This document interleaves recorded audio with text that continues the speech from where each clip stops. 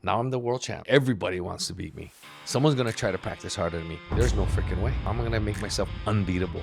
How am I going to be able to win the world championships for a second time? My dad always told me, he goes, you know what? You can win once. You could be lucky. You win twice, you earned it.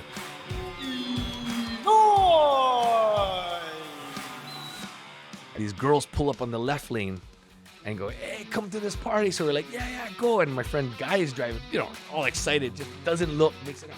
Boom, we get into this big accident. My brother gets to his back, chokes him. Guy stands up now, and he's getting choked. All of a sudden they go, boom, they land on my brother. And he goes, he's out. So my brother lets go. We're like, okay, get out of here, let's go. Sign me up for jiu-jitsu. That was it. I was sold. I've never witnessed something like that in my life. No non-Brazilian was ever a world champ in Brazilian jiu-jitsu. So I thought, man, I can win the world championships. It's like any other sport. Everyone's going to make a mistake, and you got to capitalize on the mistake. And if you have the right game strategy, you should be able to win. The finals was probably one of my most exciting wins ever because I dislocated my shoulder in that match, and I popped it back in on the railing. I was, hey, Egan, second place as a world champion in absolute is good. Enough already, enough. And I'm like, that's not enough. Time's not up. I didn't lose yet. I remember thinking to myself one night, after I lost a match, that in order for my dad to have done all of these things for me, no matter if I win or lose, he's still the same to me. Doesn't matter. He must love me, even if he never says it. It's always a hard thing for me to tell someone, oh, I love them, because that's like a serious word to me. I know my older daughters, as they were growing up, I never really said that to them. Now I do. I want to break that cycle. I don't want it to be like that. They need to hear you say, I love you. Greater Good Radio. Connect, learn, heal, and grow is brought to you by Brain Gain Hawaii, a boutique executive recruiting, career development, and coaching firm. Learn more at braingainhi.com. Welcome to Greater Good Radio. Today's guest is Egan Inoue, world champion racquetball player, world champion Brazilian jiu-jitsu, and also in spearfishing. But my good friend, foil partner out there, not really partner because he's way better than me, but we go out there. And he told me I was a 4 out of 10 skill level, and I'm trying hard to get higher than that. It's definitely moving up, that's for sure. Well, like 5. You have, I don't know. Last time I saw you, look pretty dang good in your turns. I've been wanting to interview you for a long time. For those who don't know of you, because you're pretty famous in general, how would you describe yourself if someone says, oh, who are you? What do you do? I guess I describe myself as a person that fitness and being in shape is super important. Mm-hmm. Not because of looks, but more because of just, I want to be a centurion, hopefully, and not one that's in a wheelchair, and just, being able to do activities and have a really good quality of life. And, for my kids, super important to me that I stay in shape, show them what it is to be in shape, and be able to do things with them, like play basketball with my son, baseball, surf, foil board, all of that. So I think that I would describe myself as that. And I don't know, I think I'm moving out of it a little bit, but when there's things where people say can't be done, kind of gets the wheels turning a little bit. So that's the kind of person I am. What's interesting is when we were foiling the other day, and then you're on the new kind of Barracuda, that skinny board, right? It's kind of tippy. And you said something along the lines of like, if I don't struggle, it's not interesting to me. Yeah. Right? Can you talk more about that? Yeah, for sure. Whenever I talk about struggle, a lot of people like, oh, struggle, bad thing. But for me, it's like I've changed that thought in my head. And whenever I'm struggling, I know it means that I'm going to get better. So anytime I'm struggling in whatever I'm trying to do, it's a positive thing. Because maybe in, say, stand-up paddleboard, downwinding, right now I'm struggling, but I know the payoff's going to be good, right? And I also know that the bigger the struggle is, the better the reward. So if you're not really going through struggles in life, and you're happy, that's fine. But for me, I just like to keep getting better, keep learning. When was the first time you remembered thinking like that? And was there a time where you didn't think that way? Well, I think most people in general, anytime it comes to a struggle or they start struggling, goes, I don't know if I really want to do this. But I think through racquetball, I really learned that the struggle was real for me in racquetball. I mean, it wasn't an easy thing. And a lot of people say, oh, he's world champ. But on my way to being a world champ was super hard. I mean, I had like 1 year that I decided to quit school. It was hard because my parents are educators and they're like, they don't want me to quit school. And my dream for my grandparents, or their dream for me, was to be a doctor or a dentist, which was along the lines of what I would have done if I went to school, and also play baseball at University of Hawaii, which I had a pre-scholarship to do that. And my first year in college at UH, I decided I don't want to play baseball anymore, and I was going to go for it on racquetball. So I quit school, and then I moved to California. And then that whole first year, I lost every single match. And back then, it was 3 games, 3 out of 5 to 11 points. So that's 5. If you go tiebreaker, you got 5 games. I went 3 games. I lost 3 games every single match. And I traveled over 100,000 miles on United alone to get to all the different, racquetball tournaments. And man, I lost every single one. But at the end of that year, I was like, I'm done. I'll go back to school because I gave it all I got. And, that's one of the things I believe is that if you go for it and you fail, you can live with it. But if you don't go for it and then you start thinking to yourself, like, I wonder if, and 10 years, 15 years, 20 years later, you still see people saying, or I still hear people saying, oh, if I did that, I would have been here, or I would have been there, and I would have, should have, could have, if, and I never wanted to live like that. Anyway, going back to that story, I had quit racquetball. I came home after the last racquetball tournament, and I broke all my rackets on the curb, threw it in a rubbish can, and then literally, maybe I want to say like 6 hours after that, I got a phone call from the U.S. team coach, and he goes, hey, Egan, you want to come be an alternate for the U.S. team in the World Championships? And I was like, oh my gosh, that was my dream. And then I thought, alternate. How are you going to be a world champ being an alternate? And my dad looks at me, he goes, what the heck's wrong with you? You're such a punk. I go, why am I a punk? He goes, that's all you wanted to do, to get to the World Championships. And you get the chance now and you don't want to go. And the team coach goes, you know what? And, back then it didn't have internet and, no cell phone. So it was on a regular phone. And so he said, you know what? The U.S. Olympic Committee got a ticket for you under your name at the Honolulu airport. It's a 10 o'clock flight, red eye to Florida. So hopefully you get on it. And I was like, all right, I'll let you know, coach. And then my dad talks to me and tells me all that kind of stuff. And I'm going, oh my gosh, Dad. And nothing against cheerleaders, but I was like, I'm not a cheerleader. I'm not going to go up there to cheer my teammates on. I want to win the World Championship. So if I'm an alternate, there's no chance. And I was second alternate. Anyway, I ended up jumping on the plane. I get there, and now I'm first alternate because one guy got hurt. By the next morning when competition started, I was playing. I woke up in the morning, and the coach goes, you ready, Egan? I'm like, what? Ready? Yeah, for what? Well, what rackets did you have? So what happened was, because I had all broken rackets, the company I was playing with, Echelon at the time, they sent me all brand new rackets. I had like 10 brand new rackets waiting at the place when I got there. So I had all these new rackets to play with too. And I was playing. And, that year I ended up winning the World Championships. That was my first world title that I ever won. And you went all losses for 1 year, got that break, and won the World Championship? Yep. I know, pretty crazy, because like in my head when I was there, I was like going, oh my gosh, I don't even know how to win. And sometimes I tell people, you got to learn how to win. You got to practice winning. And what I did all year was I practiced losing, basically, because that's all I did. And so I was really, my confidence was super low. And I was like, oh, man, I'm here. I'm going to play today. And man, I don't even know what it feels like to win at this point. And then one of my coaches came up to me. And he sat down, and I didn't really know him that good. I just knew him from the racquetball scene. And he goes, you know what, Egan? He goes, as one of your coaches, I just got to tell you one thing. And I go, what is that? He goes, to be an alternate or to be in the U.S. team means that you have potential to win the whole tournament. You understand what that means?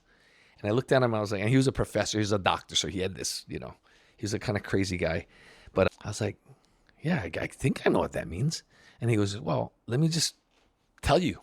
He goes, every single person on this team is a champion and can win the World Championships. We picked you out of everybody else, even if you lost every single game, because you can win it. And I think you can. And I was like, oh, if you think I can, I guess I can. And man, I never played better racquetball my whole career. Like, I played so good, it was unbelievable.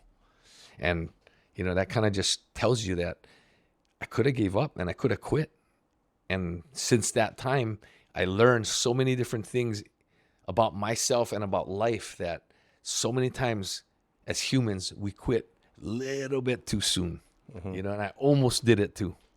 Wait, so was it the external validation that got you to kind of believe in yourself, and then you said, I got it, or you kind of had it? I think it was the coach that told me that he believed in me, and the U.S. team believed in me. The United States believed in you. Hawaii believes in you. And I started going, oh, crap, I cannot let anyone down. And that's where I was like, huh. And then I went back to thinking about how many hours I practiced And I, talking to the other players, I'm like, none of these guys practice or train as hard as I do. It's like, so if anyone deserves to win anything or can win, should be me. And then when I started thinking like that, and that takes me to the point where I realized at that point too, is my confidence comes from working hard. If I can do more reps than you can, I'm going to be better than you. And so everything that I've done since then, that's how I think. So with that piece where your confidence comes from doing more reps, did that come from when you're young? Or when did that come from? Yeah, when I was young, I've done certain things that I was really good at. Like, what's the youngest you can remember? So I think the youngest, I was playing baseball. I was 10 years old. And my dad set up this rubber tire in the backyard. And he would draw an X at different heights. And he goes, you got to keep hitting it till all the chalk is off. And I would do it every day. And it was kind of a game for me at first. And then my hitting started getting unbelievable. And then I started being known to be a hitter that was super hard to strike me out. And I wasn't a long ball hitter, but I could get on base every single time, right? And so I realized, like, wow, none of the other kids did it. And when they'd come to my house, I'd, hey, try this. And they would do it, and they'd, 10, 15 swings. Oh, I'm getting blisters on my hand. Oh, and they would stop. And I was like, wow, I do this every single day, and none of these guys do. Then I started noticing that, hey, I'm a lot better than most of the kids, and especially the kids that don't do anything for practice. And then I think that was kind of ingrained in me in a sense. No one pointed it out to me, though. And then when that happened, I could call back on all those little memories. When you won the world championship, going from like losing everything, what was that like? Well, the first thing is like, I can't believe it, right? I think I was in shock for the whole night, like that whole night. And then I think when I was flying back home, I started thinking to myself like, man, kid, this is unbelievable. How did that happen, right? But the confidence I also gained from it was just unbelievable, because that next season and the rest of my racquetball pro career just took off ever since that time. Did you have a letdown after it? Because you hit that goal and then there's like, okay, I achieved this huge goal for me. No, I didn't have a letdown. Actually, I was even more pumped. And I remember something my dad told me. My dad told me that, and he told me this when I was doing karate when I was young. I was really good at karate when I was 4 years old, right? And I was competing at 6-year-old because they didn't have my division. And I would beat almost every single person. And my dad goes, you know what? Someday you're going to run into a guy who's been practicing harder than you, and he's going to beat you. And that flipped me out from when I was young. And so, that's one of the things that I thought about. Now I'm the world champ. Everybody wants to beat me. Someone's going to try to practice harder than me. There's no freaking way. And so there was really no letdown, because the next thing I knew is I got to climb to the next level. So I was already thinking, like, how am I going to get myself to the next level? How am I going to make myself unbeatable? How am I going to be able to win the world championships for a second time? Because my dad always told me, he goes, you know what?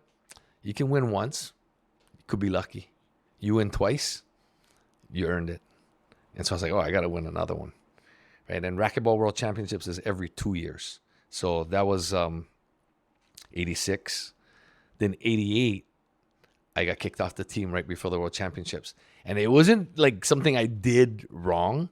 It was they didn't want me to win again, because there was no way anyone was going to beat me, because I was like, after winning that first world title, I was the only person to be a #1 pro in the world and the #1 amateur in the world. So there's like this little loophole that amateurs can play where you don't collect any of your prize money in the pro tour, and you put it back to the amateur association, and they hold an account for you, and you can use that money for expenses. And that's the only way you can take that money. And so I played that loophole. So I remained #1 in both. I think I'm the only person that's ever done that. And it was, all to do with that thinking, that mindset where there's somebody out there might be practicing harder than me. But, in 88, I got kicked off the team. I wrote about it in my book. How did that actually happen then? Like, they just decided you out? We got into had this argument at the Nationals. My brother was actually playing, and we got into this big argument. You and your brother got an argument? No, my brother's arguing with some guys in the gallery, and he was winning. So I was like, just be quiet. You just win this match. But they're heckling him. Yeah, they're heckling him big time. And if anyone knows my brother, he's got a hot head, right? So I was downstairs, like by the door, so he couldn't run out and run up and do something. And so I go, Ensign, just calm down. I'm going to take care of it. All you got to do is 2 more points and you win the match. And then that's going to be the best revenge you can get on those guys. So I go upstairs and I tap this one guy and I go, excuse me. I said, can you just, and he turns around and he whacks me. And then boom, automatic response. I hit him back, and then it was a whole crazy melee. And then, you false crack you kind. Yeah, he hit me. I moved, hit me in the shoulder. And so I punched him in the face. Or actually I punched him in the throat, and then punched about 20 other guys because they all started jumping on me. and I was in the semifinals at the Nationals at that point. And so they were going to kick my brother out because of what happened. And I said, you kick my brother out, I'm out. And they go, if you're out, you're off the team. I go, all right, I'm off the team. Then I walked. And sure enough, they kicked me off the team. And so, you know, I played pro only that whole year. And it takes a year to get amateur status back. So it took me a year again before 1990, get my amateur status back, qualified for the team again, and then won.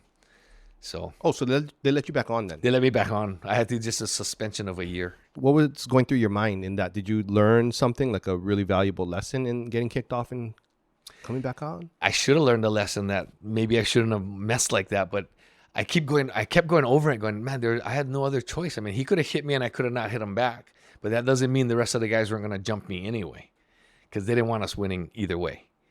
So I just thought, you know what? The best revenge is I'm just going to get back to the team again, and then I'll win the world championships again. And that's all I had in my mind. So all those years building to that, all I did was I practiced a little bit harder. I worked a little bit smarter. I learned a little bit more and made the team and then won the worlds again. That'd be nuts if your brother went up and was beefing with you too. Yeah. No, I had so much guys. It was crazy. So here's some things that I noticed. One is like kind of an incredible drive, right? Part of the underlying piece of that incredible drive is I don't like somebody take my spot. I don't want to lose. I don't want to feel that feeling. Yeah.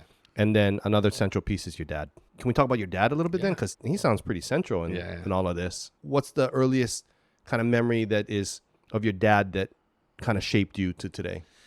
You know, it's funny because when you talk about my dad, it's like the modern day parenting is so opposite from the way my dad parented me. And I know like in today's society, they'd say that was wrong. And yeah, maybe it was. But let me give you a couple of examples. So like my dad, he would never praise me. For example, like baseball, I was a pitcher. I would throw a no-hitter, but I'd strike out once at bat. Out of 3 at-bats, I could get 2 hits, strike out once. All he could talk about was I struck out. And my grandfather was the same way. And then we'd have dinners at my house every time after my baseball game, and I'd have to hear it. I'm like, what about all the other players would tell me, good pitching again, that was unreal. All those 2 good hits you had. Nobody mentioned the strikeout. They would. And that's all they would talk about. Mm-hmm. Play basketball. I'd score 32 points in one game as a kid.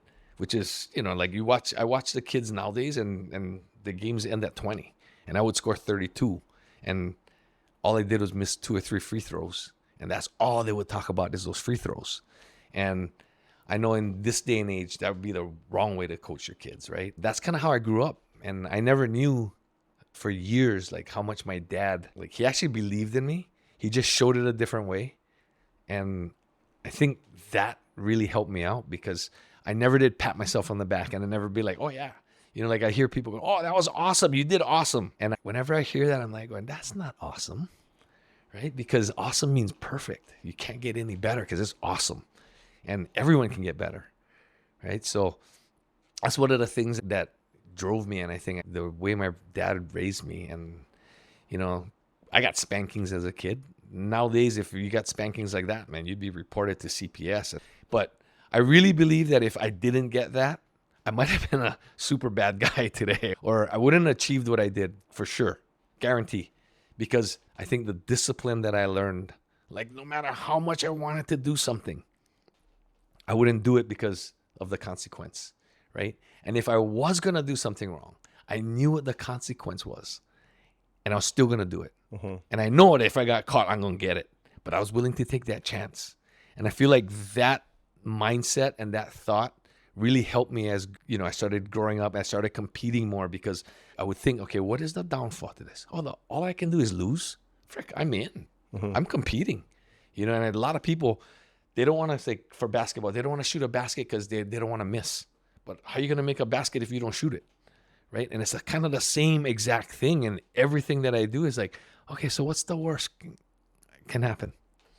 And if I think like I can deal with it and I'm willing to deal with it, I'm going to do it. Is it also that the worst thing that could happen is your dad going to shame you kind? I think even with all that going on, I think that to disappoint them was actually what bothered me. Yeah. And like I scored 32 points. What? You guys, you're not proud of me? Like, because I struck out once, so I missed 2 free throws, really? So instead of taking negative, like, I can't please them, I can't do anything right, I would have been like, frick, I can make those 2 free throws. Easy. I didn't need to strike. I mean, I could have put the bat on the ball somehow. I don't know. But those things I thought was always possible. Was there a point where it wasn't possible and then it became possible? I think that everything that they criticized me of was always possible. I always thought, yeah, they're right. It was possible. So you never had it where they're criticizing you and you're like, oh, bro, I cannot do this. I just cannot do this. While I was practicing, a lot of times I would think like, man, I don't know if I ever going to be able to do it like this. Yeah. And I've actually had that. Actually, in racquetball was more than anything. Like baseball and all of that, you're a team sport. It doesn't necessarily only fall on you. But when you play racquetball, it's all you, right? Mm-hmm. And so there were times where I would set up my drills, sounded super good as I'm setting it up. Like, oh, yeah, this is going to be a good drill. But as I'm trying to do this drill, I'm like going, oh, my gosh, I don't know if I can freaking do this. And so a good example would be like I would try to hit the ball down the line, which means it's about that far from the sidewall. And I have to hit it that high from the ground, right? 10 in a row. If like one you put a spot on top of the wall or something? Oh. And if the ball hits the wall or goes behind me, and I would stand like this close to the wall, like a racket length. So if the ball hits the wall or goes behind me, start again. You start hitting yourself with the racket or something? No, I just would start again, like start from 1 again. Mm-hmm. And so like some days I would hit 10 in a row like that. Then other days it'd be like I get to 9, miss a shot. I get to 8, miss a shot. And it would take it literally an hour to get it done. And those are the days I'd be like, man, I don't know if it's possible, right? But that's where I learned that it is. You just got to settle down. You got to change your mindset. You got to get it right, and then you can do it. But so many times in life, it's like you start spiraling a little bit, and you think about that spiral, and it gets worse. Instead of just stop and go, man, you suck right now, but that's not you. Let's do this. Mm-hmm. And just change that whole thing around. You have that incredible drive, right? I cannot lose. I got to do it and work. You kill yourself until you get it done. But has there ever been a time where that kind of got in the way or it's caused problems? Yeah, it does. It's being stubborn. That's what it is, right? And yeah, exactly. So all my life, all the sports I played, I've always known to be overtrained. So I feel like I've never gone into a competition fully fresh. I've always been a little achy here, a little achy there, never completely, feeling good. But I also feel too that anytime that someone goes into a competition feeling good, they don't perform as good. A lot of times these guys win with like broken finger or sprained something, or no professional athlete's ever good, right? So I think overtraining though, definitely today, I'm paying the price for overtraining when I was young. You mean like having to do the knee surgeries and stuff like that? Yeah. Shoulder surgeries. Knee shoulder surgeries, neck surgery, hand, toe, like all those little 4 knee surgeries. But when you get this, like, I'm going to bash through this wall no matter what, how does that affect relationships? I think it affects a lot of your relationships in the sense that I don't have a big group of friends. I don't have guys that I hang out with because all of that has to disappear. Because when you're trying to hit a goal, in my mind, if the cobblestones taking me across the river wasn't taking me across the river, and it was going to take me to the left, to the left, to the left, which would be like example, like going out with your friends and partying. That's not going to take me to my goal. That's gone, right? Hang out with my friends. That's gone. Like all of those kind of things is gone. I'm trying to make the straightest line to the top as I can. And anything that's going to take me to the left or to the right, it's gone, right? So I think in a sense that has affected my friendships or like my friends. And, I got a lot of friends, but not real close friends. There's very few close friends, right? And there's very few people that I would hang out with. Like there's guys I foil board with. Yeah, and we're friends. It's all good. But we don't hang out. I don't hang out with anyone. Like I don't come to your house and have dinners and we go out to dinner. I don't have that with anyone. So I think in that sense, that's the sacrifice I had to make. Do you miss that?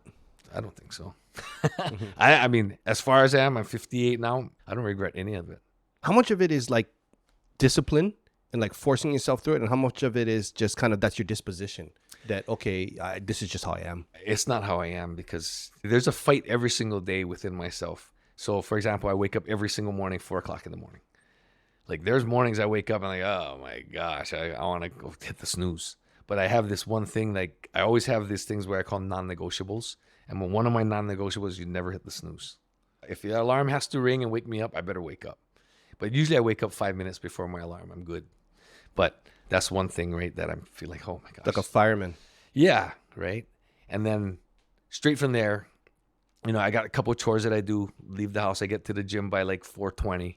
I do my breathing, which is not an easy thing to do too. So many times I just want to skip it because it's that Wim Hof breathing. So you're doing, you know, multiple inhales and then you hold your breath, and that's not comfortable. You're just doing 3 sets of that. Yeah, so I do 3 sets of that every single morning. And man, so many times I'm with like, the okay, push-ups after and 2. stuff. Yeah, and I do the push-up set too.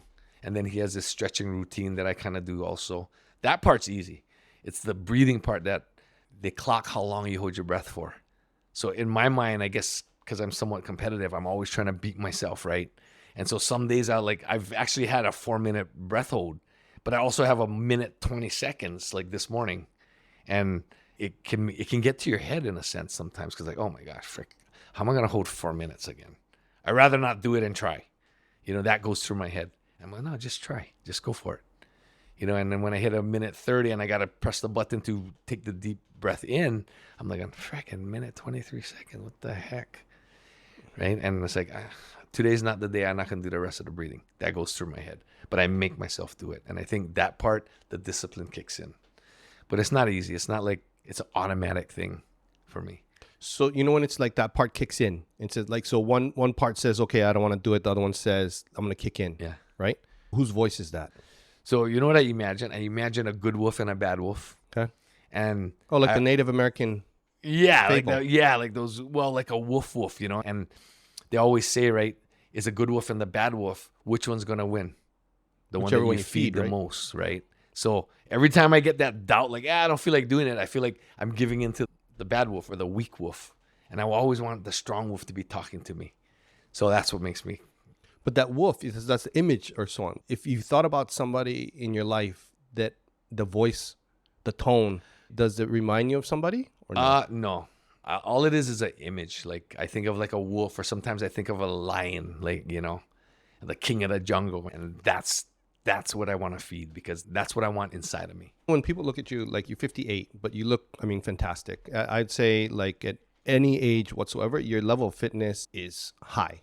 You compete at a high level, period, physically and business-wise. But with all that, sometimes it's a little bit hard to identify, because it's like he just makes it through these things. He can just bust his way through, where I know for myself personally, a lot of times I'm down and it was like, I don't like do this, and I don't do it, right? So have there ever been times where you were like human, you know what I mean, where you were down? Yeah. And then I'm assuming you probably moved it to the other side. Yeah. So can you take us through that? So when I'm down, it's more, if I can justify in my head, like sometimes, I don't know, I haven't been sick in like, I don't know, 20 years. I haven't caught a cold or been sick. You never got COVID or anything? I got COVID once, but I didn't even know I had it. I just knew I had COVID because the 18 people that we were skiing with and we're staying in the same house, they all had COVID. And so you gotta have COVID. I'm like, I don't have COVID. I feel fine.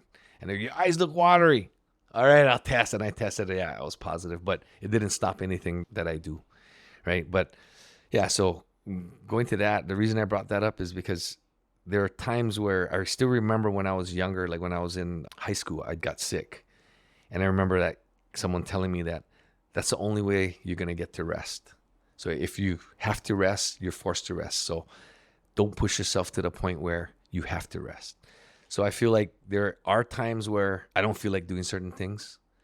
And I think about it, okay, is it because I'm supposed to rest? Because I need the rest? Or am I just being a weakling? And then that's how I justify it. Like if my muscles are super, super sore and I feel like I need to rest, I'll rest. But then that's a fight too, because I'm making myself rest, right? Now, as far as not feeling like resting, there are times where I just wake up and I'm like, oh man, I'm flat, you know, and then I'll check my pulse. And if my pulse is 10 beats over regular resting, I'll take a rest. But never that where I'm just going to lie down and, I know I got to do this, but I ain't doing it. Maybe chores, I'll do that. What's harder for you then, to take it easy or go full blast? Taking it easy is probably the harder part for me. Like I got to really know that I'm taking it easy because it's best for me. Because if it's not best for me, then I'm not going to take it easy.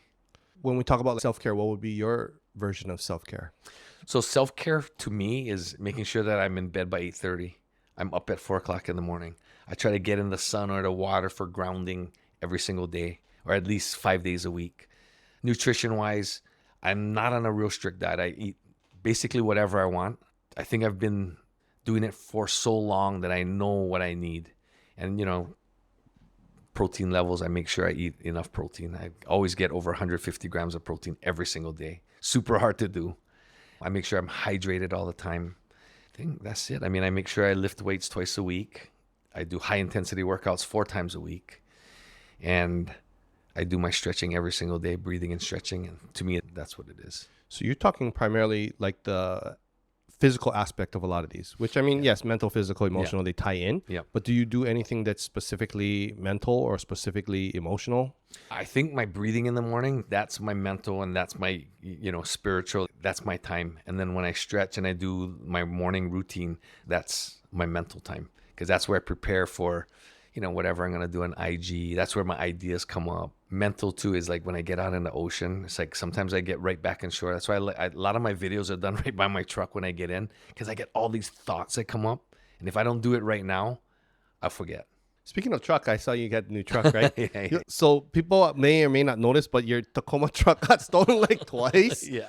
I mean, can we talk about that or what? Like, because I saw it on the line and then somehow you found it again. Like, how does that work? Yeah, I don't know. It's really weird. And I laugh at it right now.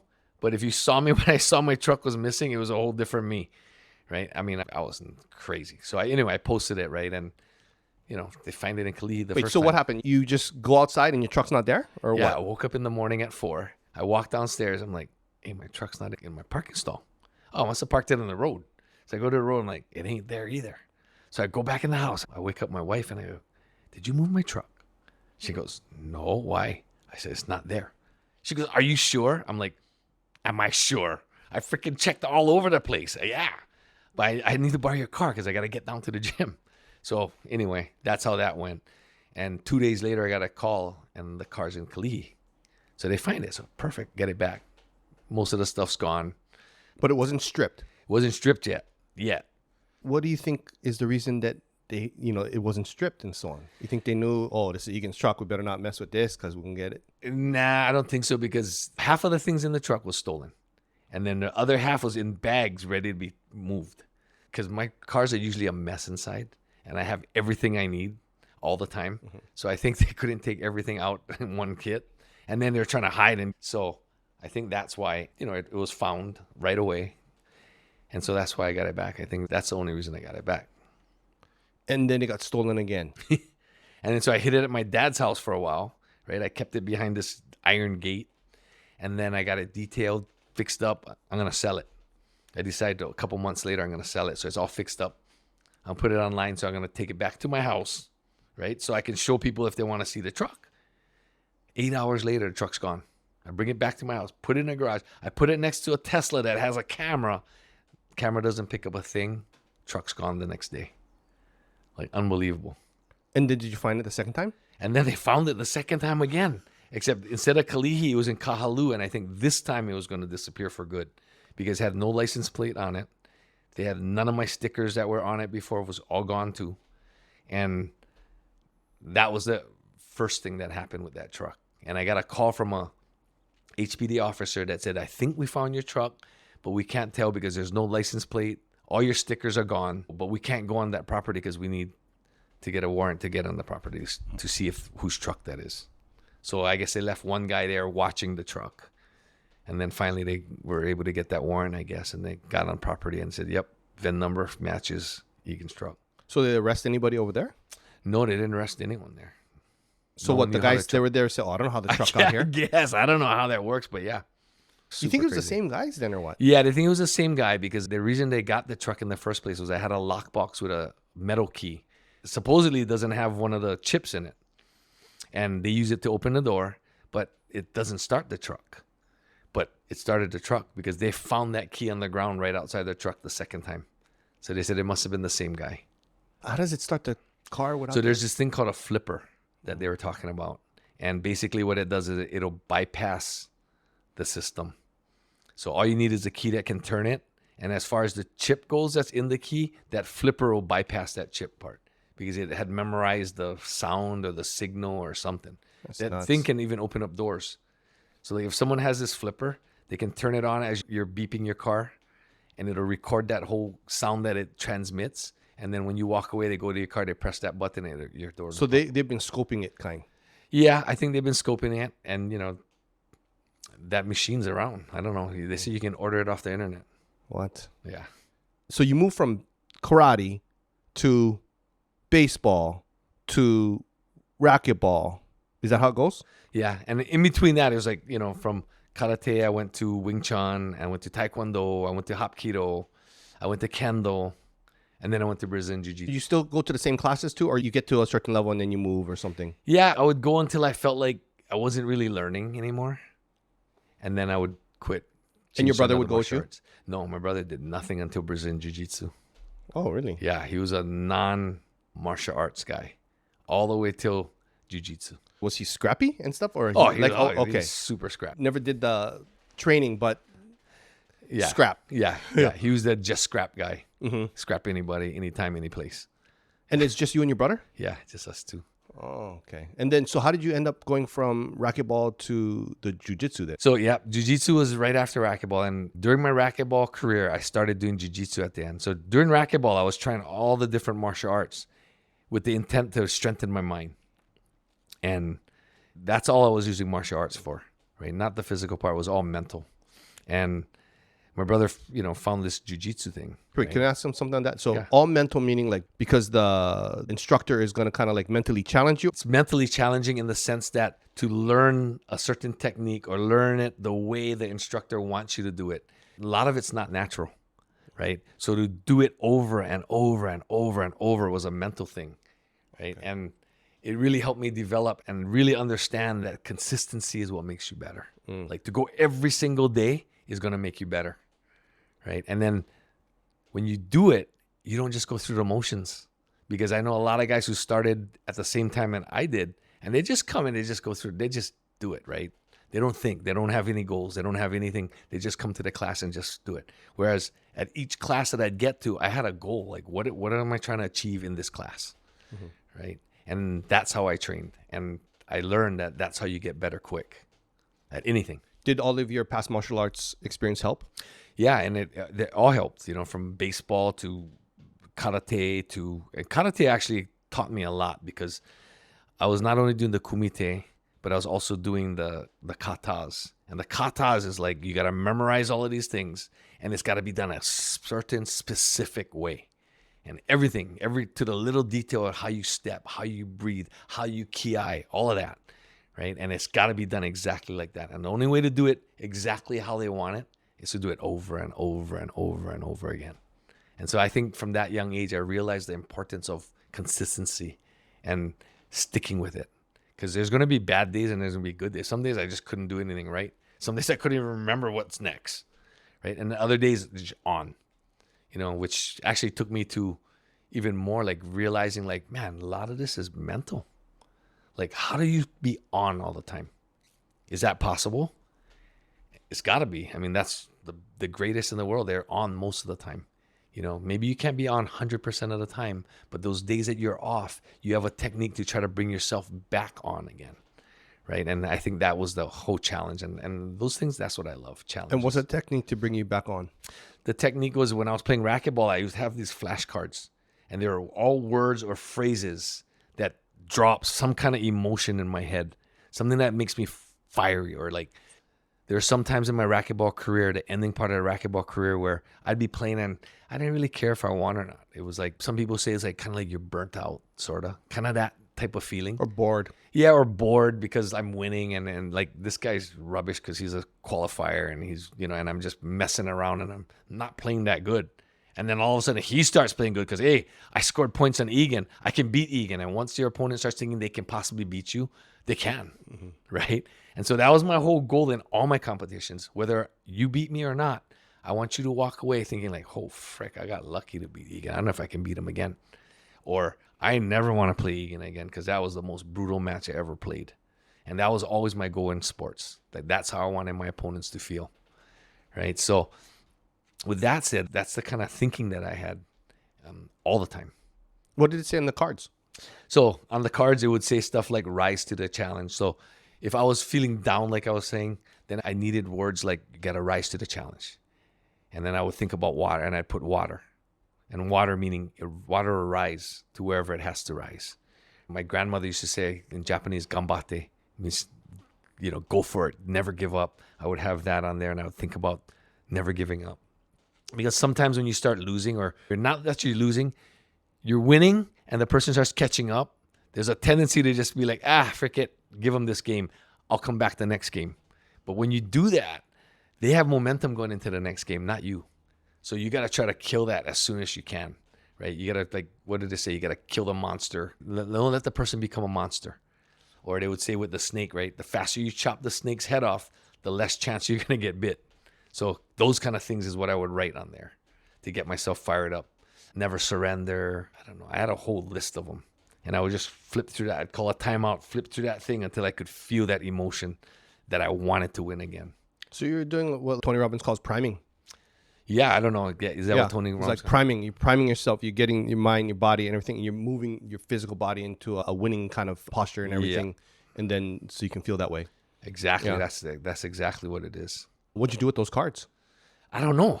They're gone. I always go back looking for that. I always look for all my notes because I used to write down all my workouts before I got to do it. And after the workout, I would write what I did and how I did. And I don't know where all of those. So it's kind of obsessive kind. Oh yeah, super obsessive. Yeah. Yeah, I'm that. Like losing is not an option. Yeah, it's not an option. What's worse than losing? I don't know. For me, that was the worst thing I could possibly do is lose. How about now?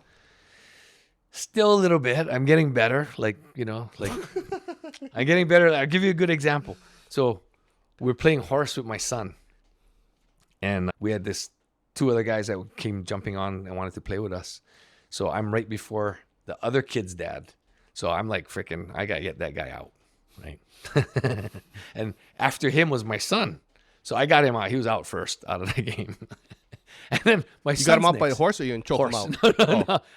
I would have choked him out if I couldn't beat him in horse, but I was doing all right that day in horse. So anyway, I get him out, and my son's next. Mm-hmm. So I don't want to get him out, but I still want to win. But I'm like, this is not good. So anyway, I wouldn't make the shots for my son so he could make the shot to knock the other kid out. So he does. He knocks the other kid out, and then he knocks me out, right? In the end, because I'm, trying to let him. And momentum is such a huge thing because even in a game of horse like that, because I would miss for my son, when it was time to play him, I wanted to give him more of a rub. I couldn't make a shot to save my life.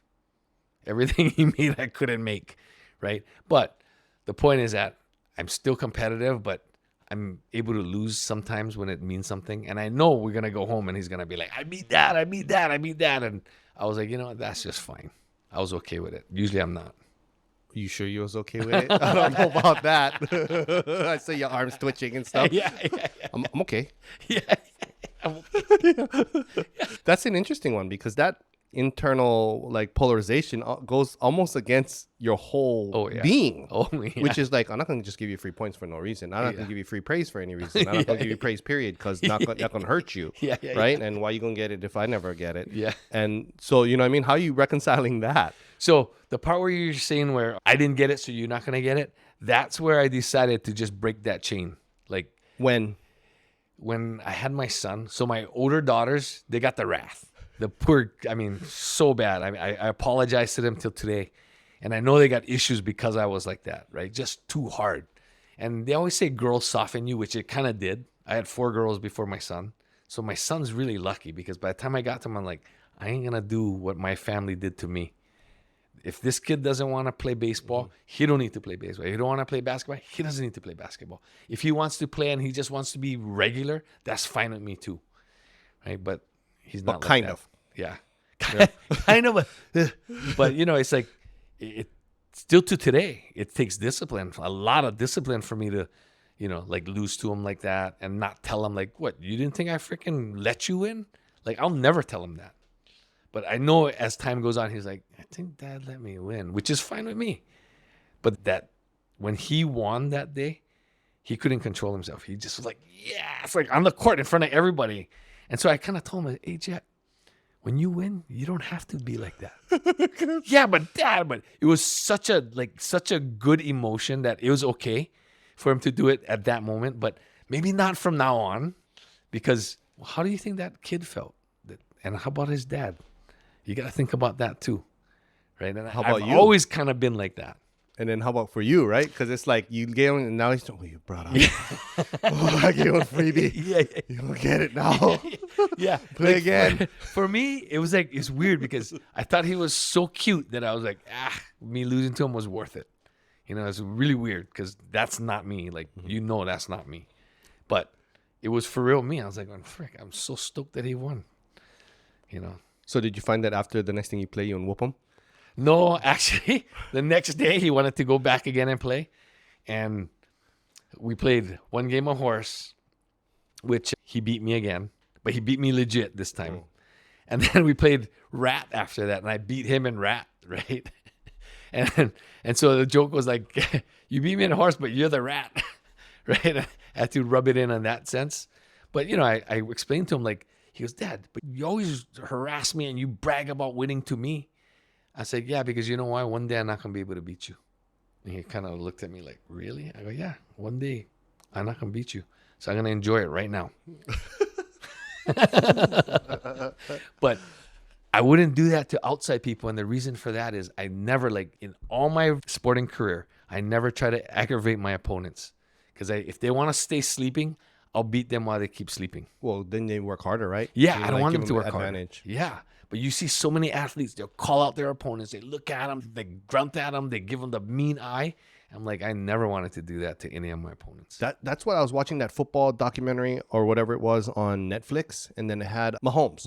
And Mahomes said that he's never going to be mean to any of the defensive linemen. He always like tells them, good job, and so on, because he doesn't want them like putting the extra hit on him. Mm-hmm. So he's always trying to be nice to them, Yep. praise them, and doesn't want to make them mad. Yeah. Which is like, especially as a quarterback, that's pretty smart. Yeah, no, that's true, right? And I think that's how I thought all my life, especially in MMA. Like, you know, you do the face-off and you see the guys do the face-off and they're like shoving each other or they're mad mugging or they're putting their forehead or whatever it is. I would never do that. What do you do then? You know, if they do that to me, I just smile and I back off and I back off and I back off. And before the fight, when you touch hands, I always tell them, good luck, fight good. Even if I didn't want them to fight good, I would just tell them that, you know, and instead of be like, F you. You know, I just couldn't, I've never been that kind of athlete. Is that just tactical? For me, it's tactical because I realized at a certain point, like, that when I smile a lot, people have a hard time. And a lot of people thrive on hating the opponent. It can be baseball. It can be a pitcher. He hates all the batters, and that's why he's going to strike them out. You know, and I've never wanted to be that. I never wanted to do it. And I've tried it in racquetball because I've had coaches go, Egan, you got to step in that court. And when someone else steps in that court, you got to think to yourself, how dare he step in my house? I didn't ask him to come into my house. And their beating is going to be, you're going to beat him so bad in the court and tell them that's right. When you're not welcome in my house, this is what happens. And I tried with that mentality, couldn't do it. I tried, you know, hitting guys with the ball when I was doing junk to scare them. What do you mean? They're in front of you and you hit them in the back. Well, they didn't on even purpose. Not that they're in front of me. They could be way on the side of me, and I'll hit the ball completely backwards? The wrong way just to hit them. You mean the wall is like in front and they're behind you and you hit them backwards? Oh no! If they're behind me, then they're good. Oh. But a lot of times the racquetball, they won't be behind you because they're trying to cover the front court, right? You try to hit them in the head, kind? Oh, I hit them anywhere. I hit them. Well, actually, I would try to hit them in the arm that they hold their racket. So. And then there was once in Michigan, I was in Flint, Michigan, and this guy was killing me. I lost the first 2 games. I was going to lose the 3rd game out. And I'm like, I can't lose this game. I got to freaking win. Like, I don't know what the heck. And I remember all the dirty players that used to play against me would hit me with the ball, and they would smile and look at me like, yeah, right? But I would always play even better because now you piss me off, right? And now I'm going to do whatever it takes to win. And I was at the opposite point where I'm going to lose. I got to do whatever it takes to win. And because I've seen it happen where guys get hit by the ball and you get hit hard enough, can't make it back. Anyway, I hit this guy in the arm, won the rest of the match, won the whole tournament. But I would have lost to this guy first round if I didn't hit him with the ball. It's funny. Yeah. Well, that reminds me of like you can run faster or break everyone's legs. yeah. So maybe kind of mix it a little bit. But it's Yeah. like, I mean, you would think racquetball too is not really a contact sport, but kind of is. Oh yeah. Oh yeah. It's totally a contact sport because you can run into each other. And I learned that, and that's where I realized that after learning, getting your technique down and getting yourself real athletic, that's where being strong comes into place. What do you mean? Because you go there and you bump them, or So what? this is what happened to me. I was my first qualifying as a pro. I played the number 2 player in the world. Because when you qualify, you're gonna run into number 1, 2, or 3, or 4 in your first round, and that's why it's super hard to break into the pros because you're gonna have to knock off one of the top 4 guys when you qualify. I was in Northern California. I get this guy Dave Peck. He was number 1 in the world, actually not number 2, and I beat him the first 2 games. And I'm winning 10-1 in the third game, which means at one more point, I win the match. So he hits this ball half speed that's going to cross him right where I'm going to hit the ball. And I got to get there. And he stands there on purpose in the way. And he waits for me to run around them. And as I run around them, he turns around. And mind that I was about 170 pounds. And he's about 215 pounds. And he played for, I don't know, Texas. And like kind of a big guy. Yeah, he was an long ex-football reach player. and all that. Oh. Yeah, turned around and just rammed me. Like glasses, smashed my glasses, was crooked. One of the arm things on my broke. And I remember sitting up, like not realizing, like I think I might have knocked out for a second because when I was standing back up, I was kind of disoriented. And I figured I lost the rest of the match. After that match, I thought to myself, You mean you lost the whole match? I lost the whole match. I couldn't refocus. I was just still startled. I was still like not really sure what was going on. And so when people say that racquetball is not a contact sport, it can be in that sense too. And then once I started getting stronger, I started using that same tactic. Like I'll hit a ball, you stand there, I'll bump you. But I didn't do it as bad as he did. Like I didn't turn around and freaking line back, So could you have just blasted him? I could have ran into him, but I was trying to run around him, right? So later on, would you just run through somebody then? Oh yeah. Then once I started getting stronger, I was like, you want to play that game? I can play that game too. Mm-hmm. And that's where the strength and the explosive movements came even more in hand because 2 years after that, I played that guy again, ran into him. He did the same tactic. And instead of me getting run into, I ran into him. And it was a whole different story. And I reminded him right after that happened. I go, remember when they did that one 2 years ago? When I was 10 pounds lighter? And he goes, I do remember that. I go, yeah, payback. Were you guys friends or no? Oh, yeah, we were friends. We were totally friends. We Uh-huh. actually liked each other. And, I beat him that second time.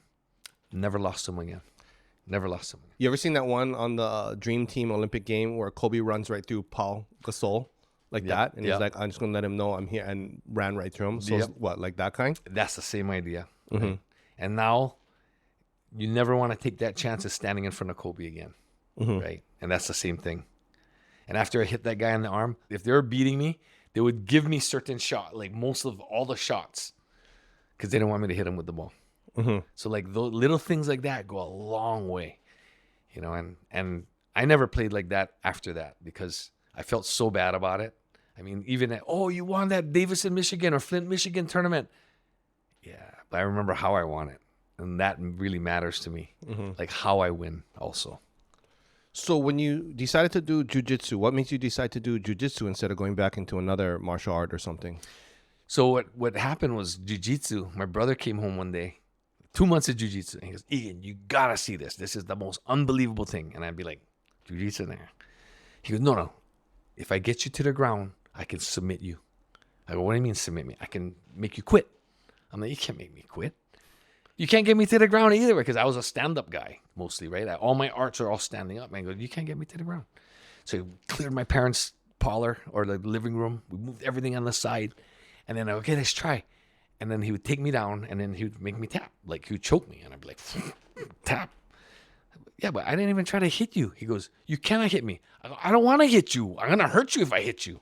And that's what you hear a lot of in MMA, right? Try it again. And by the time the last one was, I'm going to freaking knock him out already because now I got rug burns on my knees, my elbow, on my face, and I'm like pissed off and I'm sweating and everything's burning. So yeah, I'm going to freaking knock your head off this time. Still took me down. And I was like, man, I got to start learning this stuff. This is the incredible martial art. And then... You had to learn it because incredible martial art, or because my little brother's getting me, bro? No ways. It actually, that little brother thing disappeared because he's actually bigger than me. He always has been. But younger brother-wise, it could be that. But it was more like, I was like, this is incredible. I was more intrigued. Like, I couldn't believe that could happen to me. He's never done martial arts his whole life. I've been doing martial arts my whole life, and he can do that to me. That makes me think that all the martial arts I learned is no good. It did nothing for me as far as self-defense. And 2 months after that, we were in Seattle, and they had the Nationals, and we were playing in the Racquetball Nationals. And after the tournament was over, we were like, oh, let's go, we'll go do something. So we were driving down, and I still remember it's called Battery Street, right underneath the Space Needle. And we're in the center lane, and then these girls pull up on the left lane and go, hey, come to this party. So we're like, yeah, go. And my friend Guy is driving. So Guy, go, follow him. So they turn left, but we're in the center lane. This left lane could go straight or left. So he, all excited, just doesn't look, makes it, boom, we get into this big accident. This big guy comes out, like just yoked, and like his eyes are just huge, and he's jumping up and down like a gorilla. Like that's how big he was. And I'm like, oh my gosh. Like, so we get out of the car. He immediately goes to the guy, shoves him backwards so he's laying on his back on the hood of the car. So an Asian guy, your friend? Yeah, my friend's no, a white guy. Oh. And then the guy going nuts is a black guy. So it's a really bad thing. And my brother and I get out, and I look at the guy. I'm like, man, like I'm a black belt in Taekwondo, Hapkido, Karate. And I'm thinking, I don't know how I'm going to hurt this guy. Like I'm thinking to myself, like, where am I going to hit this guy to stop this guy? He's so freaking massive. And then my brother comes walking out of the car, super calm, and he looks at me and goes, I got this. I go, you got this? Oh, frick, let me see this, right? Tries to get in the way. The guy's like shoving my brother. So I run over there, and I don't want to see a fight. So I'm like, okay, guys, I'm going to call the police. Just calm down. So I turn around. I start jogging. I'm like not even 15 feet. All of a sudden, I hear my brother scream. I turn around, and I see this guy's feet in the air, and I hear a thump on the ground. And my brother's sitting on the guy. So I come running back. I'm like, oh my gosh, how did that happen? And then my brother freaking hits him like at least 10 times in the face. And like you can hear the guy's head hitting the concrete. Ka-tong, ka-tong. Nothing. The guy reaches up, grabs my brother's shirt, and starts pulling it, like ripping. I'm like, oh my God, this is like a movie. This is a bad dream. So I start running around looking like how I'm going to kick this guy in the head, right? And my brother's like protecting the guy. I go, no. Like, I got this. I'm like, how you freaking got this? The guy just ripped their shirt off. Guy turns around. My brother gets to his back, chokes him. Guy stands up now, and he's getting choked, and he's spinning around in a circle. And all of a sudden they go, boom, they land on my brother. And my brother, is he out? And I get really close, and I look. I'm like, I don't know. What do you mean he's out? He goes, is he out? Like, is he passed out? Is he knocked out? I go, I don't know, but he's going like this. So I go like that to my brother, and he goes, he's out. He goes, so my brother lets go, and the guy's like dead weight on my brother. And my brother can't get out from under him, trying to shove the guy off.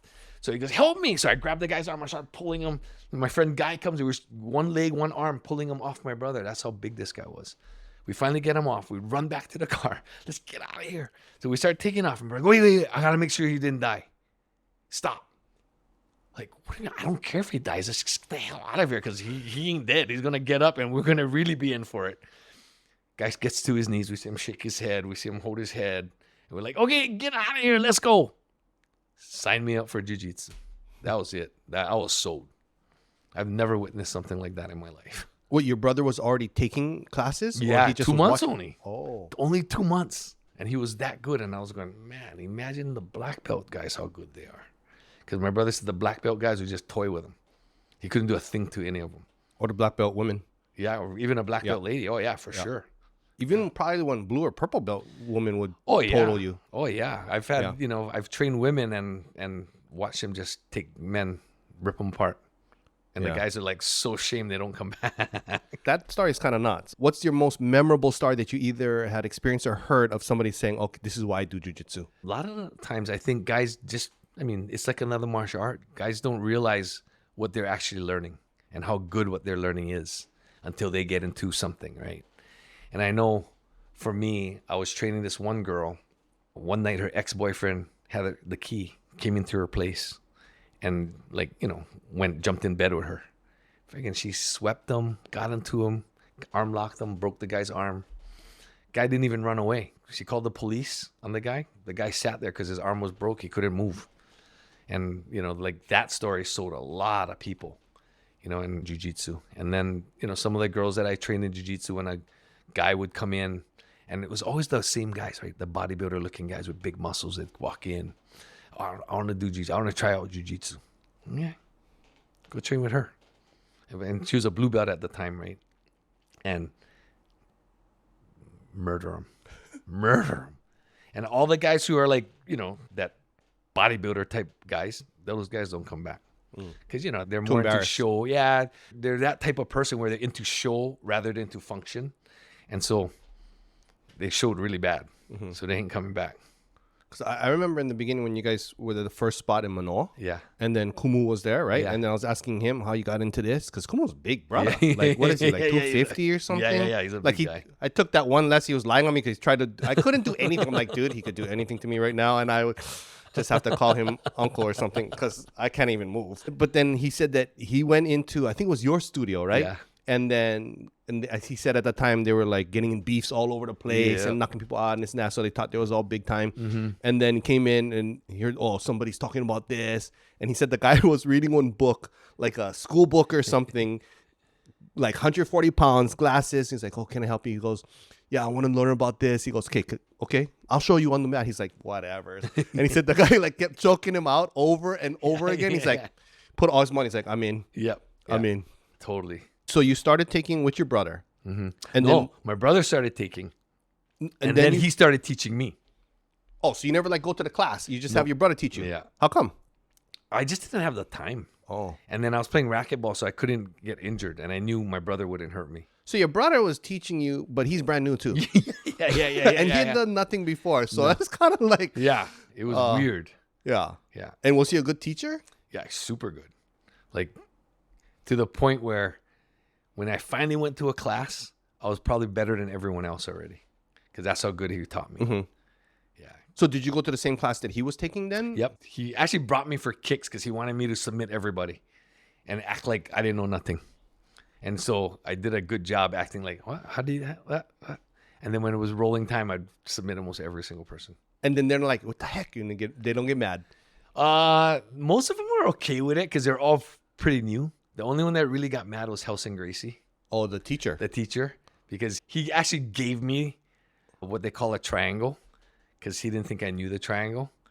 And you mean he was teaching it to you or he put you in it? No, he let me put him in it. Oh. And it's a submission. And, playing racquetball, my legs are freaking ridiculously strong.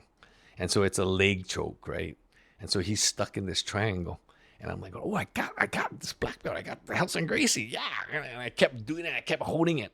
And he was trying to escape, but he was going nowhere. Like, he was stuck. And when someone doesn't really know a triangle, you can get out of it. Like, I could teach someone a triangle, and I can get out of it every single time for a long time until that person gets really good at it. But I was pretty dang good at it because I was practicing at home with my brother. Anyway, he never got out of it, and my brother's looking at me going, let him go, right? And I'm like, I got him. What do you mean? I'll make him tap. And then my brother's like, he ain't going to tap because that's just how it is, right? Well, anyway, I put him to sleep. And oh, you did? That was the hate after that. The guy never liked that was your first class? First time he ever met him. Oh, so you're starting off with a bang. Yeah, I started off good. So people say, oh, you used to train with Gracie. I never trained with Gracie because he never liked me after that. I wonder why. Yeah, I don't know. Today, I don't know. But I don't blame him. I don't blame him today. Universal mysteries. I don't know why. Why would he not like me? Yeah. That's why.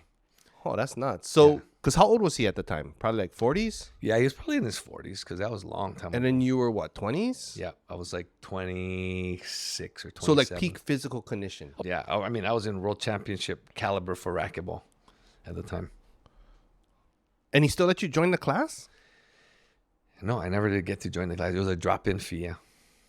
Because I was traveling so much that I was never going to join a school or anything anyway. Oh, so you never actually joined one, they call it dojo? Dojos, yeah. You never joined one? I never joined one. So what I did was his brother, Egan Gracie, who's known as the best, was in Los Angeles. And because I traveled all the time, I'd always make a stop in Los Angeles and I would train with him. You would train with Hickson himself? Hickson himself. I would take private lessons because I knew I couldn't get hurt. How was that? That guy was unbelievable. Like, there was nothing I could do to do anything. He would let me put him in a choke and he'd escape. Like, that's how unreal this guy was. Or were you like at that point like, oh, this is nuts? Oh yeah, I was so impressed. I was like, man, in my mind, that's how I want it to be. I got to get there because that's unreal. Did Hickson know that Helson never liked you?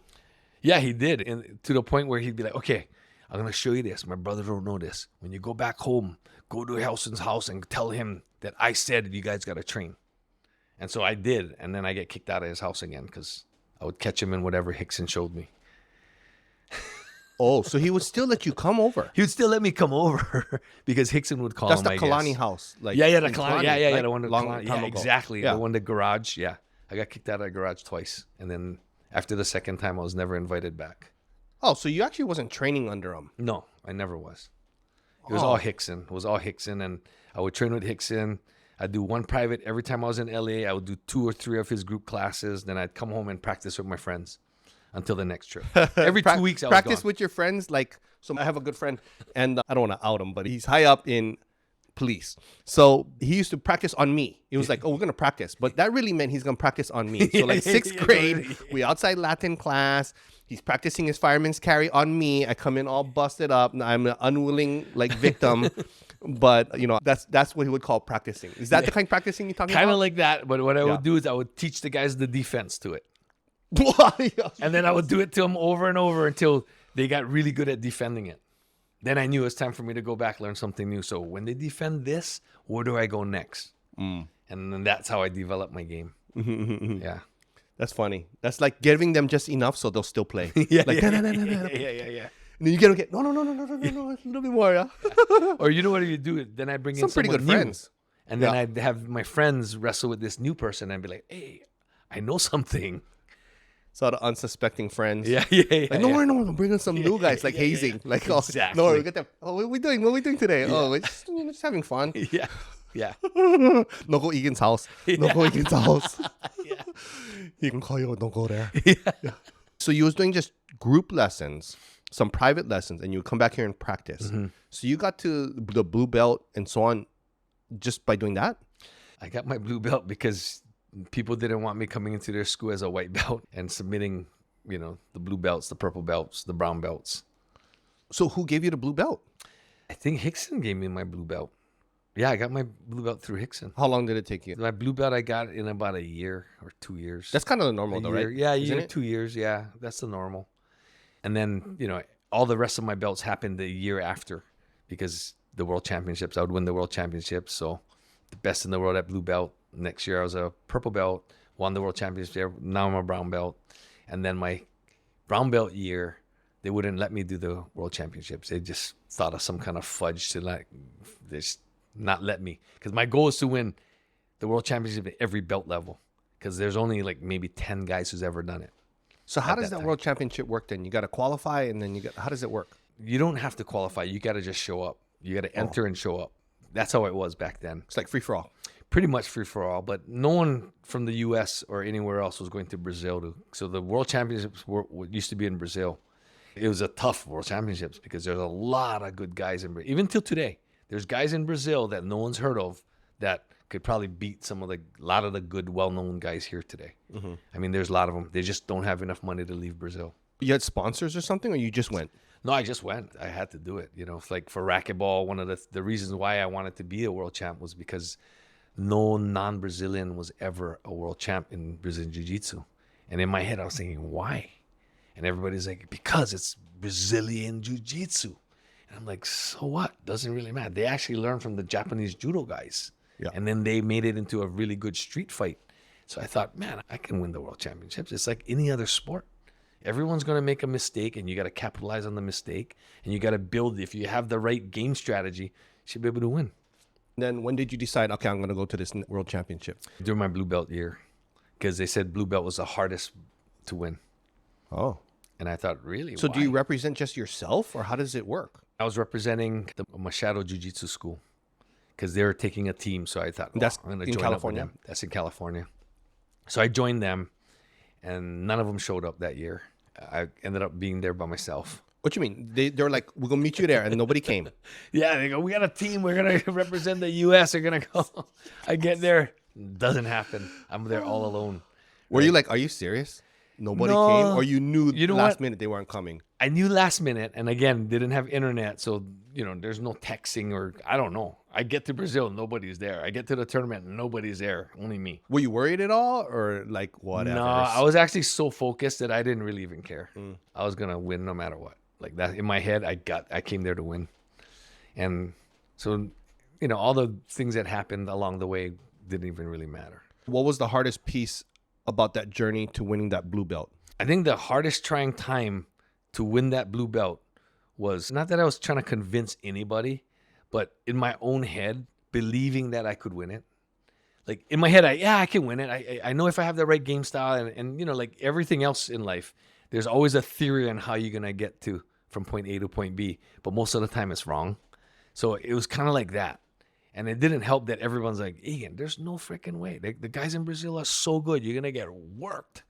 And like I had to juggle with that. Like, am I going to go all the way to Brazil and get worked? And in my head, I was finally like, you know what? I got to go and find out because I don't want to wonder what if.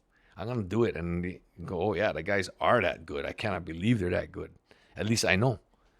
But maybe there's a chance they're not that good. Was there a point there where it could have gone the other way and you'd be like, nah, I'm not going? In the first World Championships, not really, because what I did was I went to Brazil 3 months before the World Championships. I stayed for 3 weeks, and I visited every single school that they said the person who would win the tournament. So these are all the contenders. I went there to train. So I went and they didn't even know guys. you were like incognito training or what? Nope. They all thought like, this guy from Hawaii, from the United States, they're no good. They're junk. And you would kind of go lightly or what in there? Yeah. So basically what I'd do is I'd go kind of hard and then I figure out where my openings were, where my submissions are going to fit in. Like, can I get this guy or not? And as soon as I'd figure him out, I'd be like, let him beat me. And again, that's another, even if it's practice, hard to freaking lose, but I had a game plan. I had a plan. And so the top 5 contenders, I knew their whole game, basically. I knew how to beat them. And they thought they could beat me. And there's an article actually in one of the magazines after I won that World Championships. There's an article from half of the guys in Brazil was like, oh, he's such a dirty guy because he came up and he tricked us. And he acted like he didn't know anything. And then came back 3 months later and just annihilated everybody. Right? Now, the other guys, the smarter jiu-jitsu guys, were like, oh, that guy's smart. And those are the guys I became friends with. Marcelo Garcia, Renzo Gracie, all of the best guys, Ricardo Laborio, all the top guys in the world, Fabio Gojal, all of those guys in the olden days. I mean, we became really good friends. Did they go, oh, that was a good move? Yeah, all of them go, that was good. That's tricky. That was tricky. So you can only run that trick play once, though. Yeah. Now you win. That's the blue belt. It's not like you can show up and it's like, you're all incognito, bald Japanese guy from Hawaii. I mean, like, you're not exactly like. I was on the hit list anymore. now. Now I was on their hit list, right? So I went back for my purple belt.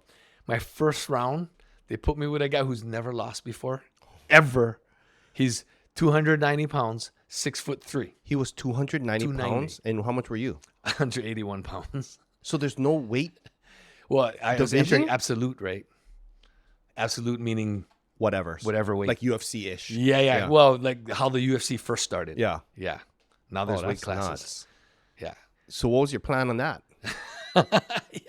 I didn't know what my plan was, but I was gonna beat him. That's in my head. I was like, came to Brazil to win. I didn't come. Was to a Brazilian guy? Brazilian guy. And he wasn't scared?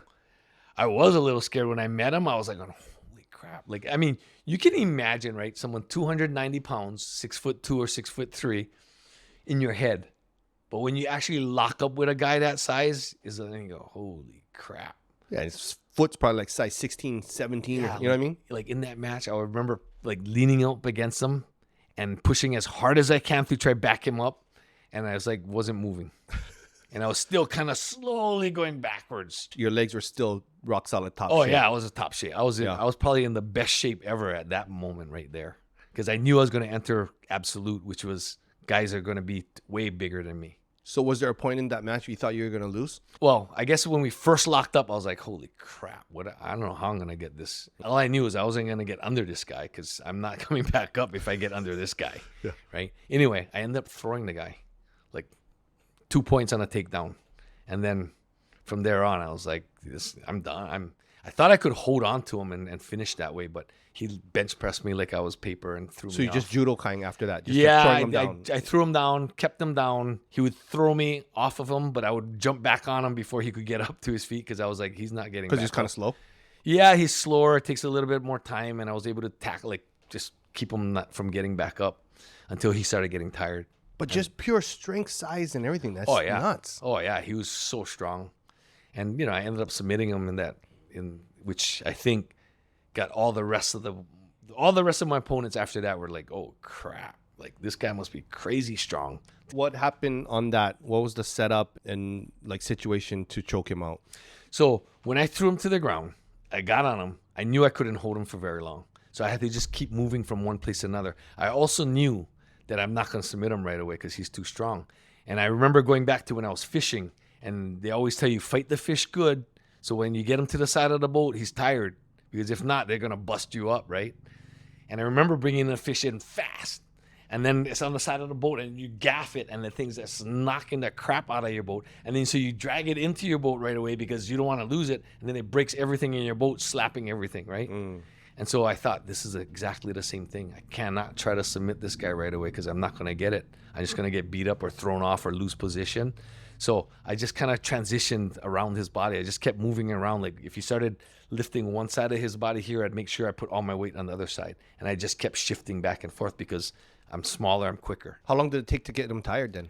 Almost to the end. It was a 6-minute match, and I think I tapped him at about 5 minutes and 15 seconds. So you go switching back and forth, and then what? What's going through your mind? I had this one choke that I knew I could get him already, but when I had the choke at the beginning, he just powered me off of him, so I couldn't get it. But then I could feel him getting weaker as the time went by, so I went back to that choke at the end. Actually, I went for an arm lock, a kimura, and he just straightened his arm. And I had two of my arms against his one. And he just went, Argh. So like, okay, that ain't going to work. But then, of course, that made him a little tired, right? So eventually, at the 5-minute mark, I could feel that, okay, I'm going to try to choke again. It's like Sylvester Stallone and Hulk Hogan in the Rocky movie. You know, and he grabs it and he just lifts him up. Yeah. That's exactly how this guy was with me. When you actually submitted him, what was going through your mind at that point? I think when I finally made him tap, I was like, oh my gosh, I can't believe that happened. Like, I was in shock. Mm-hmm. So it wasn't the type of thing where it's like you see the future as if you already did it and so on. You were actually like, oh God, I can't believe it. Yeah, exactly. I had no idea. What did the guy say? Oh, he didn't even shake my hand. He didn't even hug me after the match. As soon as the ref lifted my hand, turned around, walked away. Oh. And I wasn't about to go over and go, hey, good match. I didn't want nothing to do with that. Then you get a crack. yeah, let him go. Let him leave angry. And then how many more did you have to win after that? Then I had to win 4 more matches. Mm-hmm. And then my next match was against a legendary Gracie. And he was an up-and-coming young guy, which everyone's like, oh, gosh, you're going to get murdered by him. Which one was it? He was the son of the famous Gracie that everyone claimed was the best Gracie that died in a hang gliding accident. What? Oh, really? I thought that Hickson was the best. Hickson was the best, but there was a brother that was even better than Hickson, supposedly, that died in a hang gliding. This was a son. Oh. So he's the junior. But anyway, the guy's a monster, too. Like, today, he's a monster. Like, back then, when I caught him when he was 17 years old, he was skinny and tall. I can't remember his name. He's out of New York. He's with Renzo Gracie right now. So that's a friend of yours? Yeah, I went to visit him like maybe 3-4 years ago. And I looked at him going, oh, my gosh. Good thing you had him at 17. Yeah, and he's like, you going to train? I go, nah, not today. Kind of old for training. So how did that one go then? That one, I beat him on points. So I took him down, got all my points, and won by points. And then the next one, what? I think all of my matches that year I won all by points. Yeah, including in the finals. And that one, the finals was probably one of my most exciting wins ever because I dislocated my shoulder in that match and I popped it back in on the railing. Wait, what? Yeah, so that match, again, this guy's 225 pounds. Way bigger than me. So everybody's big compared to you. Everyone's big. Everyone's super big. Like, they lift me up like I'm nothing. Anyway, this guy lifted me with his feet. I was on top of him. He lifted me with his feet. And then he swept me, and I landed on my shoulder, dislocated my shoulder. You mean his feet pushed you up like that? Yeah. Oh. Yeah, exactly. And then you landed on the left shoulder, and then it popped out? Yeah, because he held my hand so I couldn't post. So I landed straight from there, straight onto my shoulder, and it dropped down. Did he see it drop? No, he had no idea. So you're still in there. So what do you do? Yeah, so I popped back up to my feet. We got to my feet, and then I just stopped. Like I broke like the distance, and then I held my shoulder, and the ref gave me an injury timeout. So you get 15 minutes. So in that injury timeout, I'm already down because of that throw. He got 2 points. He got side control, he got another 3 points, and he mounted me for another 4. So now this guy's like 10-0 or 11-0 I'm losing. And I had was 2 or 3 minutes into the match, so there's like another 2 or 3 minutes to go. And I run over to my coach, and my coach said, "Hey, Egan, second place as a world champion in absolute is good. Enough already, enough." And these are the Machado brothers. And I'm like, that's not enough. Time's not up. I didn't lose yet. And they're like, "Yeah, but this is good enough, Egan. Enough. Look, your shoulder doesn't even right." I go, "You know what? Just hold my shoulder." And I got to this railing, and I hung my shoulder over it. And I said, "Hold my arm." And they're like, "Why? What are you going to do?" I said, "Just pull my arm down." So they start pulling my arm down. And as they're pulling my arm down, I just dropped down, and I felt the thing go snap right back in. And like when your shoulder's dislocated and it's out, there's super sharp pains going through your shoulder. But as soon as it goes back in, the pain is like almost gone. Oh. Like it's just weird. But was it stretched out? It was stretched out. So that's the only pain that it had. But compared to the pain that I had before that, it was nothing. So you could still use it? Yeah, I could still kind of use it. I mean, 50% or what? It's like more mentally, like you don't want to move it, right? So I get back into the match. First thing, the guy grabs my hand and starts shaking it. And then the sore side, I'm like, "Oh my gosh, he's going to pull the freaking thing back out again." And it doesn't come back out. In fact, is that what he was trying to do? Better. He was trying to pull it out? I'm not sure. I'm not sure why he didn't grab the other hand and do that. Because he was just tugging at it, shaking it. But it was the bus arm, it's right? The bus arm. So he was... Oh, you don't know if he would... Coach, and I'm like, "I think I'm down by 1. And he goes, no, you're up by 1. Just relax. Just hold the position." Then I look at the guy, and he's so relaxed. I'm like going, this guy's winning. There's no freaking way. And I like, frick, I got to get my leg out of there. So I did everything I can. In fact, the only way I got out is I gave him a position where he thought he could sweep me to get on top. And I had to take that chance where he's going to go for that sweep. So I lopsided. I put all my weight in the wrong spot, knowing that he's going to at least try to sweep me. And at that point, I got 1/1000th of a second to regain my balance to get the points. Freaking happened. Went for the sweep. My legs went in the air. I titter-tottered in the air. Like I could have fell on my back, or I could have fell in the right position, which I ended up falling in the right position. And then I held it about 5-6 seconds. And then I could feel the guy just let go and quit, and he started clapping. And he quit before the thing was done? Or he heard the buzzer go off, but I wasn't going to let go until the ref told me to let go. Mm-hmm. So I just held on. So you're still holding him till now? I'm still holding him. I'm just holding him like inside control, like with everything I got. And he lets go. He starts clapping, and I feel him relax, but I'm still holding on, right? Because I'm like freaking until the ref. Everybody tells me left, it's over. And you still holding him. It's like, excuse me, can you let me go, or what? Yeah. So the ref taps me on the okay, match is over. I let go. I'm like, oh my god, I freaking won! I cannot believe I won. What did that guy say after? Oh, he was super cool. This guy's super cool. He clapped. He didn't speak really good English, but just came over, shook my hand, bowed. Unbelievable. That was like, a huge moment for me. For any sport, the game's never over until it's time's up, right? And I also learned that you never think it's over until the ref tells you it's over. It's nice to see when you have sportsmanship like that, yeah? Yeah, Just like a validation and respect. Yep, totally. And then what about your shoulder? Was it super sore after that or what? Yeah, the shoulder was done. It never did heal properly. So you had surgery or no? No, I'm supposed to have surgery on it, but I'm gonna wait till it falls out. Oh, so still till then? You never... till today, yeah. Till today. You did that one already. I did my right side, my good side, or my racquetball side that damaged from racquetball. I did. And was that your throwing arm too? Yeah, my throwing arm also. So you had slap tear and stuff like both that? of them, yeah. So both had slap tears, or both have slap tears. One was fixed, one's not. Oh, so you just let the left side heal? Yeah, somewhat. What did you do to rehab it? Just regular shoulder exercises. Just all the little ones like that? Yeah, so all the internal, external rotation stuff. And, having the muscle nice and solid and all the surrounding muscles solid and even helps it stay. So by this time, you're done completely with racquetball. You don't play no more? Yeah, completely done with racquetball. You ever played racquetball since then, really, or nah? I actually did. I went back to play. They had this U.S. Open in Memphis, Tennessee, and they called me and said, hey, we got this U.S. Open. There's an age group tour going on. And why don't you come out for the finals for the nationals? Oh. So I'm like, all right. My old racquetball company, eForce, they're going to pay for it. So, okay, I'll go. So and I thought, man, I can get some good ribs. It's in Memphis. Okay, let's do this, right? So I went. Never played racquetball ever again. I was sore for like 3 weeks after that. Did you win? No. Oh, got totaled. I finished in the top 10 against all the guys who've been touring. There's a senior tour, which I refuse to be on. Why? I just think like sometimes there's a time where it's done and it's time to move on. It's like same reason like all my friends like, come here and play softball with us. We're all baseball guys. Not playing, sorry. Not doing it. Not doing it. I'm done with baseball. And then on the racquetball piece then, was it like, bro, if I cannot win, I don't like do this? Nah, not really. It was more the pain that I was in that I'm like, this is not worth it. Like I can feel the pain I had in my hips, in my shoulders, my arm. The hard core test real hard in your body. And my knees are swollen like crazy. So I'm like going, I'm never doing this again. Was that after the double knee surgery? No, that was, no. So you won the purple, and then what comes after purple? Brown. You said they never let you do brown? So how does that work then? I don't know, but I You got weighed brown in. and you show up. I show up. I weigh in. Next day, my name's not on the draw sheet. Like, What? why is my name not on the draw sheet? And then I find out that Helson Gracie showed up and pitched some kind of fit and helped them make some kind of ruling so I couldn't compete.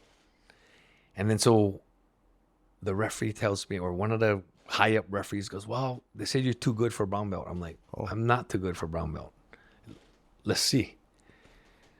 And then so I said, oh, you know what then? Just put me in the black belt division then. And they're like, well, who gave you your black belt? I don't know. You're giving me my black belt because you're saying I'm too good for brown belt, so I must be a black belt. Put me in the black belt. I'll enter. Nope. Someone has to give you a black belt. I'm like, how am I going to get a freaking black belt now? So then Andre Pedinaris and John Lewis, that's the school now I'm going to represent because the Machados are family to the Gracie. And because of all that issue, they were like, oh, I don't know, Egan. And I said, you know, I don't want to be a burden on you guys. I want us to still be friends because this is such a stupid thing that I'll just go to somewhere else. Anyway, those guys give me my black belt. And they're okay. Like right there? Yeah, you get your black belt, go. Well, you cannot just get your black belt like that. You're a brown belt.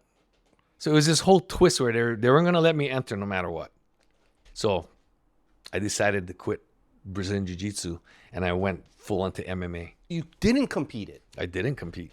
Oh, that was it. Because they were trying to loophole, and then you was loopholing your own loophole, and Yeah. then it's like, oh well, I mean, I did it. I got a black belt now. Yeah. It's black, and then no go. No go.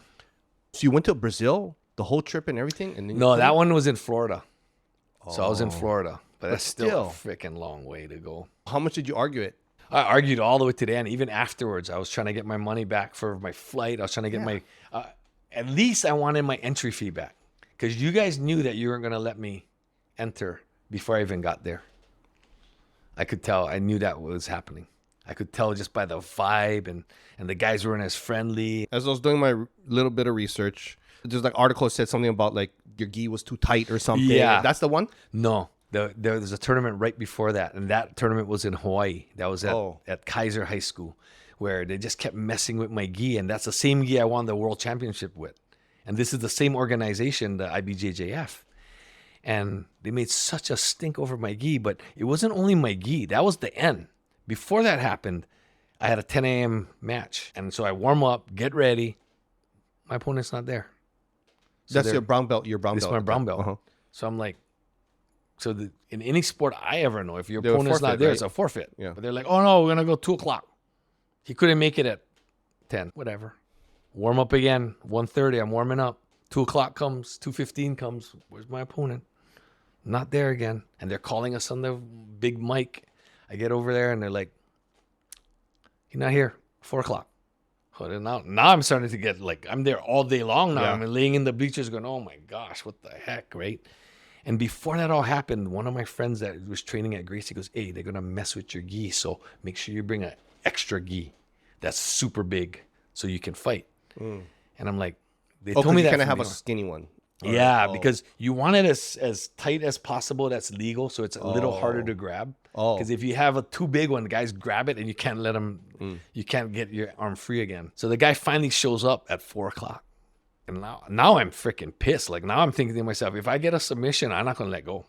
This guy's gonna pay the price big time, right?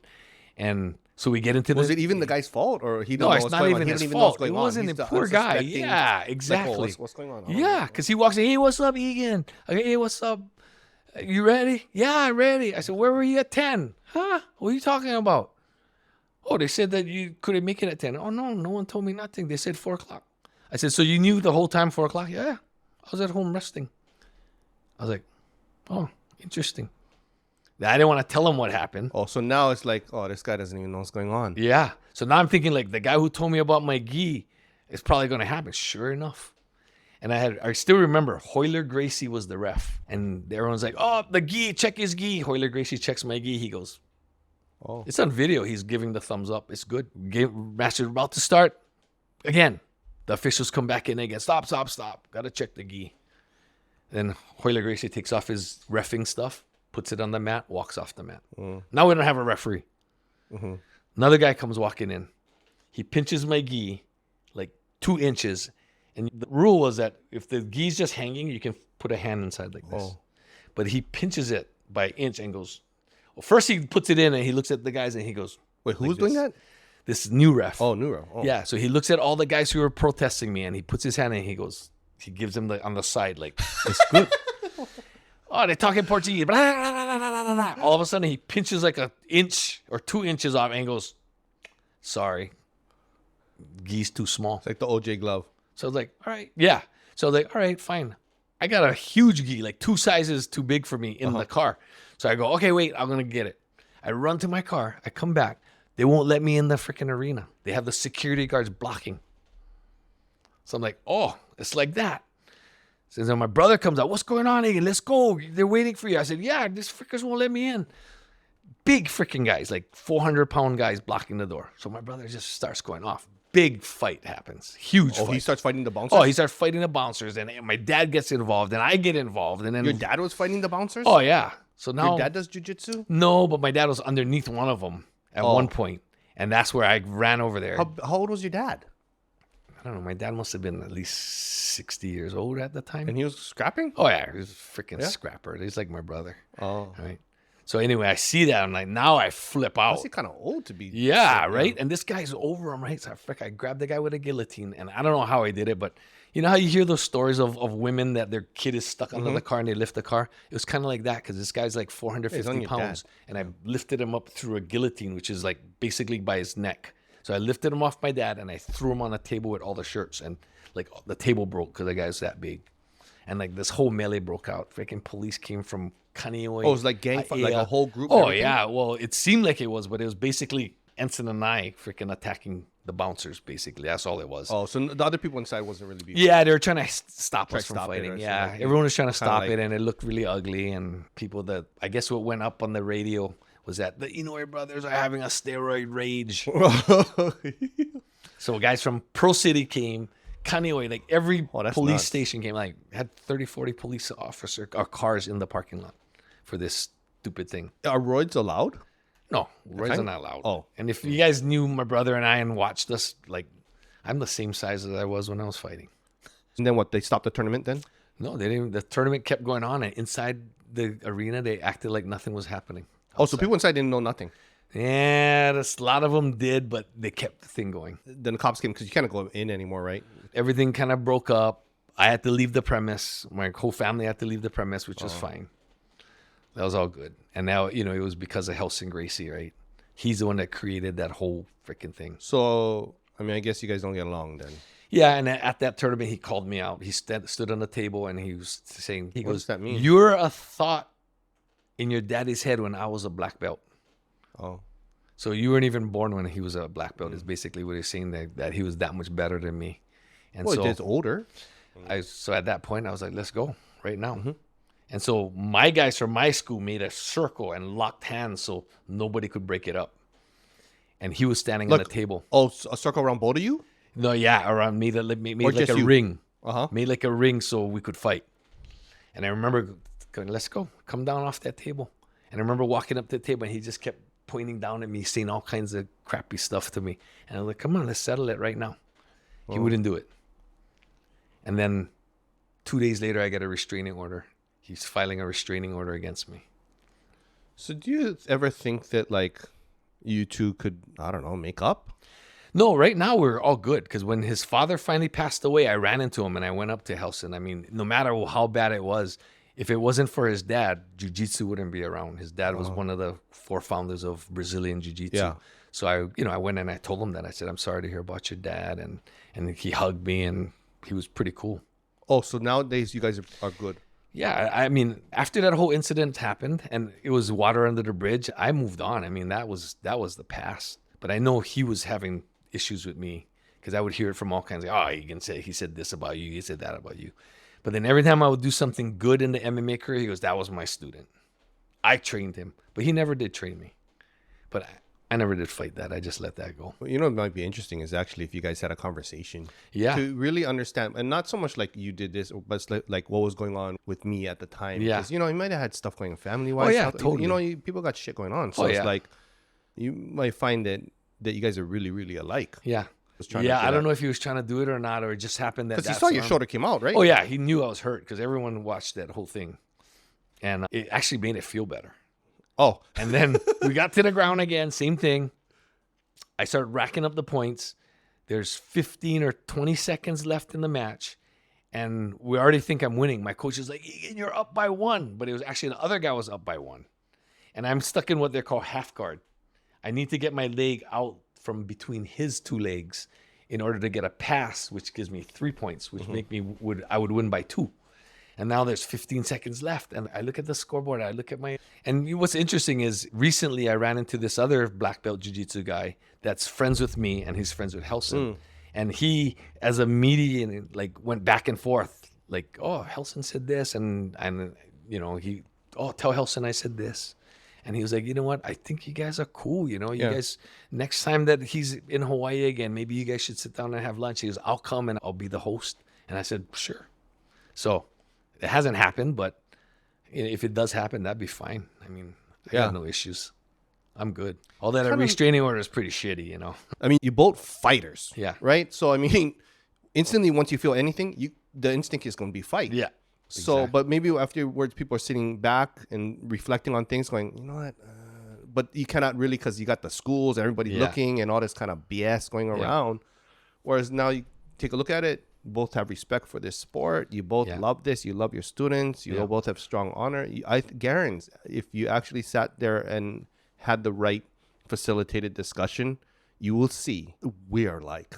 But the interesting thing is I know for a fact that if it was jiu-jitsu against another martial art and Helson was leading that, I'd be right behind Helson. I'd back him up. No matter what our problem was, we still believe in jiu-jitsu. And, jiu-jitsu is what we believe in. Just like when they said, I forget one movie or whatever, it was like Japan. And when Japan is like the 5 fingers of the hand. And when Japan is attacked, they all become the fist like that. Yeah. Yeah. So I always felt that way. No matter what happened between Helson and I was still really good friends with all his brothers, all his cousins. And we've always had a good relationship. I've never had that's the only time I had a bad relationship with anyone in Brazilian Jiu-Jitsu was that. The funny thing too is like, like when you're young, especially for the girls we watch and they meanwhile they do stuff to each other. But the guys is always like, oh bro. And then once they kind of get into it, then after it's like, oh bro, you don't man. And they're all good friends, right? Like 7th grade, like do whatever. And it's like, bro, you tough, boo, you tough. And then they're like, okay, we'll eat lunch. And then now it's like, oh, you guys were friends a long time. Oh yeah, we never liked each other initially, but now we're friends. Yeah. But I wonder if it's like that. You know what I mean? It's like yeah. I think it is. Because you get mutual respect for each other, right? For sure. Yeah. So after that, then it's like, okay, I'm out of the BJJ and I'm going to go into MMA. So MMA meaning what? You can strike and so on. Yeah. So MMA at that time was no holds barred, pretty much. You could basically do almost anything. Did you try to go to UFC kind, or was it not really the big thing then? Or no, UFC was big, and I thought I'm just going to go MMA. But I've never been a real fighter. Like, I never really liked fighting. Like, I didn't get in street fights. I didn't get in fights at school. I mean, 1 or 2 because I had to. And my brother actually got me into it. Like, I always thought about it, but like, I quit jiu-jitsu. Maybe I'll go into fighting. Whatever. Because he started doing the Japan one? Yeah, because he started doing Japan. He moved to Japan and did this thing called Shuto. And then one of his fights, he was super sick and he couldn't fight. And the promoters are going to make him fight. And I was there because I was going to work his corner for him. And they said, if I fight, then they'll let my brother off. Was it like Hunger Games? shit. I was like, I'm Right? like going, Don't these- take her, take me. Yeah, it was Yeah. kind of like that in a sense, right? And like, what is my choice? My brother's not feeling good. What's the chances he's gonna win? And if he's gonna take, I'll take the beating for him. Is kind of like my thought. So I took that fight and I won the fight. And then You were training though. I was already jiu-jitsu. I already won the world championships twice in jiu-jitsu. So I kind of had titles behind my name, and I think that's why. So the they could promoter promote was too okay. then on Yeah, that. so the promoter was okay with that, and of course I won by submission. So he became your corner person? Yeah, he was my corner. Was he out of it? Not out of it, but he wasn't. He was definitely not in fight shape. Was your dad there? No, this was Ensign and I. They say, okay, you got to fight. He's like, cagging. And then they say, okay, you can fight. And then did it take a long, or you say, okay, I'll do it then? Or what? You had to think about it. Oh no, I had to answer right at the moment. Oh. Yeah, And when was the fight going to be then? next day. Did you have to weigh in? You had to weigh a certain weight? I had to weigh in that day. But he's bigger than you, right? He's bigger, so it was an unlimited weight class. So Also for whatever. me to weigh in was no big deal. I was underweight either way. Was that the first match or was this like the premier one? That's the main event. That's why they wouldn't let him go. If it was a lower match, I'm sure they would have just canceled it. Oh, because then it messes up your whole thing, Yep. right? When it's like, the main event, man, if the main event cancels and you don't get a replacement, like how many people were there? it's a small arena. So I want to say that arena would hold 2,000 people, maybe. So it was a small Okay. thing, but Like on still, school gym size. Yeah, like kinda. a school. Yeah, exactly, like a school gym size. And then were you nervous? Oh yeah, frick yeah. I was super. I didn't know what to Were do. you scared? I was super scared too. What was the thing that scared you? the I most? was scared of the unknown. And I think that I had to go back into where, you know how they say that 92% of the things that you worry about never happen? I had to really convince myself of that. Because in my head, I was like, oh, I'm going to get freaking beatings from this guy. Freaking broken jaw, black eye, broken nose. Oh, crap. I don't know what I'm going to get from this guy. Because he was a stand-up guy. Oh. And instead of thinking it to myself, like, I'm going to get him to the ground. I'm going to, like, how you're supposed to But do you're it. a stand-up guy too, though, from before. I was a stand-up guy too, but Not I at was that more of level a kind. jiu-jitsu guy. Oh. Yeah. I wasn't really training my stand-up anymore. I was a stand-up guy from when I was young, but I wasn't really a jiu-jitsu, I was more of a jiu-jitsu guy. I hadn't worked on my hands and my, at that time yet. Yeah. So I was super nervous. Did you wish you had those cards at that time from Racquetball? or No, what? because this was a whole different thing. It was more like Fear. I was scared. I was scared of getting hurt. I didn't want to get hurt. I didn't want a broken freaking eye. What do you do in order to resolve this fear? So what a grappler has to do to win a fight is you got to get your opponent to the ground. But So- both of them are trying to do that, right? No, the guy didn't want to go to the ground because he's a stand-up guy. Oh, it's like the original UFC kind. Yep, that's how long ago it was. It was like the stand-up guys against the ground guys, right? So, and it still kind of goes on till today, but now everybody kind of knows jiu-jitsu, right? So now it becomes more of a striking game. But, if you're a striker and you start losing and you know jiu-jitsu, striking, you're going to take it to the ground and take your chances in that part of the game.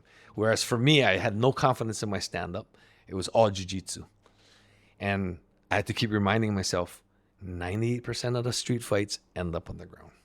So the chances of knocking someone out cold when you're ready looking at the guy is very slim. I mean, it happens, but it doesn't happen that often. Right? Especially if one guy's trying to take the other guy down. And then the striker is always a little nervous that, oh man, if I get taken to the ground, I don't know ground. So they don't try to hit you as hard as they would normally hit you because Might lose balance. they might lose balance or they might miss or whatever it is, right? So I just had to basically go all night long convincing myself, like getting it to the ground, visualizing me getting the guy to the ground and executing one of the submissions. But I also knew that once I got to the ground, I was going to be fine. Because that person's toasted because they don't Oh, yeah, really know. because and I researched the guy and he had no ground. So I'm like, once I get to the ground, it's over. Right? So What did you do to research? I just talked to like everybody who like, you know this guy, Gordon Deadman. Like the old-fashioned way. Like yeah, that's the only way we could do it because you couldn't look him up online. So I asked all the different, you ever saw this guy? Yeah. And they knew because someone had to know because why would he be, out of all the people in the world to fight, why would they pick this guy? He must have some kind of credit to him, right? So anyway, someone's like, yeah, he's a pure stand-up guy. He's no ground. So how did that match go then? I submitted him. How long? Yeah.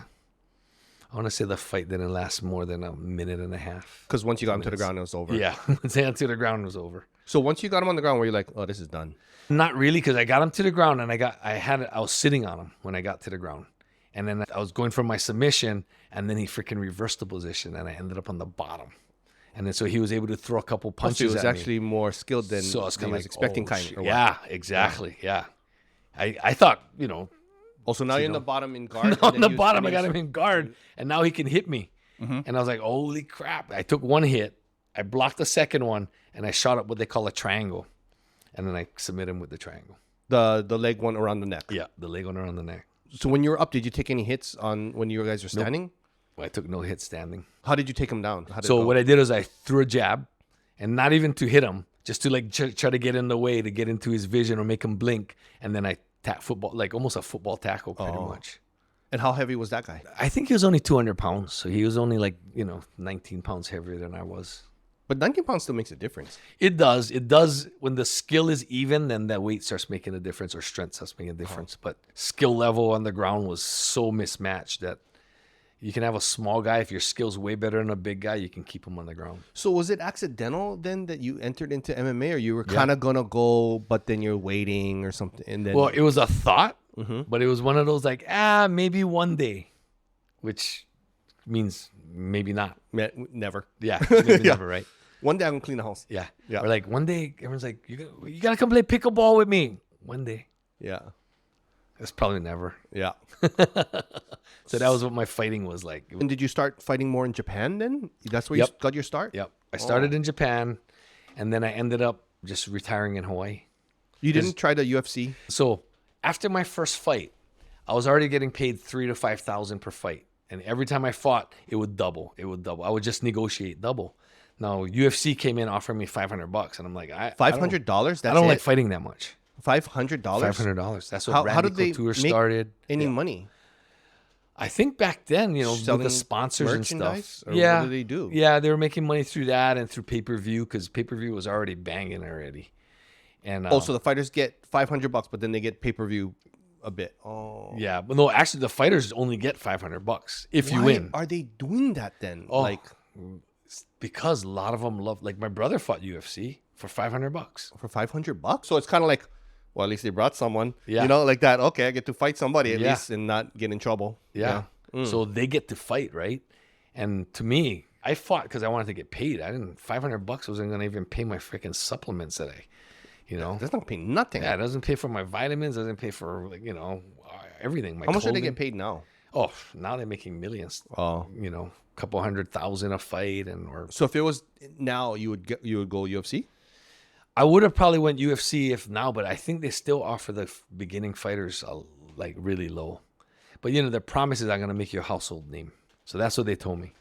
They go, it's only $500. We're not gonna pay any more than that. Every time you win, your fight money will go up, but we're gonna make you a household name. But I was like, I don't care about being too. Yeah, I don't want to be a household name. I don't care. I need money. So when you finished in Hawaii, what was the purse at? So my last fight, I got $90,000. So was that the one Marcelo Tiger won? No, I was 42 years old. I had retired for about 5 42. years, and I made a comeback against a 20-year-old. So I was 42 against a 21-year-old. How was that? One. I beat him within a minute. Oh, yeah. And then after they said, enough already. Yeah, and because I won that fight, I thought it's a good way to finish it with a win. Because 5 years before that, I got hurt and I lost, and I didn't fight again for 5 years. Which one was that one? I want to say it was Mayhem Miller. Oh, that's the guy you fought? Yeah, I broke something in my rib. During the fight or during before? The fight? Oh. Yeah, I was beating him the whole fight. If you watch that fight, I was beating him down the whole time, and then he jumps in the air and we land funny, and then my rib head, something Dude, in my ribs. Those suck. The cartilage popped out. Can't even and laugh twisted. or nothing. I couldn't even sleep for days. So at that point, then it's done already. Yeah, I said that's it. I'm done. Yeah. So you still get the purse though? Depends. Some of my fights, I can't remember what that one was, but most of the time, like say they offer me $50,000 to fight, I would be like, you know what? Just pay me $25,000, but if I win, you give me extra 50. So then I make 75 instead of 50. And most promoters would take that because they would only end up paying me instead of a set fee. Yeah. And then I also would negotiate that, if you give me a set fee, I already make the money. So why, if I win or if I'm losing, I'm just gonna quit. Yeah. But if I can get 50,000 more if I win, I said, you break my arm, I'm still gonna fight. But if I guarantee 50 grand, break my Well, I arm. bought it, quit. right? Yeah, I'm not gonna even let my arm break because Yeah. it ain't worth it. So that's how I would convince them to. All right. Looking back now, would you still have taken that many fights, or would you have switched it up? Because you know you have your business and all that stuff. Would you still do that and take the beating on your body? Yeah, I think I still would have done the same thing because I think fighting didn't really beat me up as much as racquetball did. Oh, So a lot of my injuries or a lot of the surgeries that I've had was mostly all from racquetball. really? Yeah, so like all my knee surgeries is all racquetball. Is that because on the hard courts you're having to Yep. stop and go? Change directions, like all of that. That's And it was mostly your knees and stuff, or you like shoulders? mostly and my everything? knees. Oh. My knees. And what about your elbow? My shoulder, my elbow. I had elbow surgery too, but it was after a jiu-jitsu, the world championships, the no-gi. I fought a big guy, and I thought I was going to escape. And when you try to escape in certain ways and you don't escape, then something in your arm is going to pop. Oh. But that was just a chance I had to take, and it popped. And so I had to loose my Well, you got to elbow. take that chance. Yeah, right? So I had to take the chance. I won the match, so it was worth it, right? But I had surgery like within a month later. Oh, it's worth it because I won, but I still going to take the Yeah, surgery. but So- then when they oh, go that's into interesting. X-ray and they go in with the scope to get it out, they're like, you know what? That was an old injury. Oh. You did something to your elbow a long time ago. And it's like racquetball. So then when you retire from the jiu-jitsu thing and from the MMA, then you start the business? Yeah, so I started the business when I first retired from MMA. And then while I had my business, I went back and fought one more time. Didn't you do something recent too? BJJ kind of tournament, like Masters one? Yeah, I think after I retired from MMA, I went into the submission grappling more. Uh-huh. So it was without a gi. And what happened was the Sheik from Abu Dhabi, which is amazing because I just saw him on Instagram and I looked at the picture. I go, I know that Sheik. And the article was basically showing how he runs a $1 trillion business, $10 trillion or something ridiculous. And I'm like, hey, that's the Sheik that did the jiu-jitsu tournaments or the submission grappling tournaments. And sure enough, it was him, which is really small because this guy started off jiu-jitsu, or he started off the world championships, the submission world championships, by selecting by himself the top 60 guys in the world who he thought was the best. And he'd bring us all, almost like the Bruce Lee movie. And they would pay? Oh, he'd pay us like so much money. Like, you're stupid if you didn't go. Right? Or not even stupid. It's like there's not one person did not go. He called. Everybody showed up. Yeah. Right? So you get there and you got all the best guys in the world there. It's like Enter the Dragon. Enter the Dragon. Exactly what I thought. Because I'm like going, huh. And then all these other sheiks are betting on you. And then you're like going, oh, no, this is weird. Right? And then you got guys like after your first match, you get a guy come over and goes, like he brings a translator and goes, you wear this shirt with my logo on it, you win. I give you 5,000 each time you win with my shirt. Oh, what? Sure. I'll do it. So they'd give me the shirt, wear the shirt. After the match, comes over, freaking fresh freaking $100 bills, $5,000. I'm like, what? Like, seriously? Freaking, I really want to win again, right? So each match after you win, they bring you some more shirts and they bring you some more cash. And you're like, whoa, this is freaking insane. And then you really feel like Enter the Dragon from Bruce Lee, right? You ever feel like, oh man, they're just buying me or whatever? Or, nah, because I getting paid. I was a little scared because Bruce Lee, everybody died, right? Yeah. Except Bruce Lee. So I was like, I'm going to knock us all off at the end. But nah, it was such a good experience. And then after my first year that I entered it, the Sheik himself who ran it asked me to come and stay. Well, actually, he wanted me to stay. Like he was your friend? Like your friend? Well, he friend? wanted me to help train him.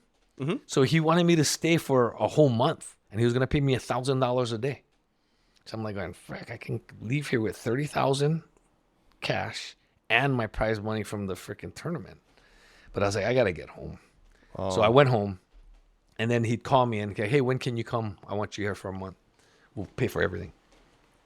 So I went and I stayed there for a month. Two Did he different fly times. you in his jet kind? No, he just sent the first class ticket. I flew first class. 5-star hotel. No expenses. So awesome. Eat whatever you want. And then in those hotels are like 10 different restaurants. I mean, if you go to Abu Dhabi, look at the hotels in Abu Dhabi and Dubai. That's the kind of The place 7-star ones. or yeah, the whatever, ridiculous, ridiculous kind, right? And every night I was ordering lobster tail Yeah. in the room, like 4 times a night.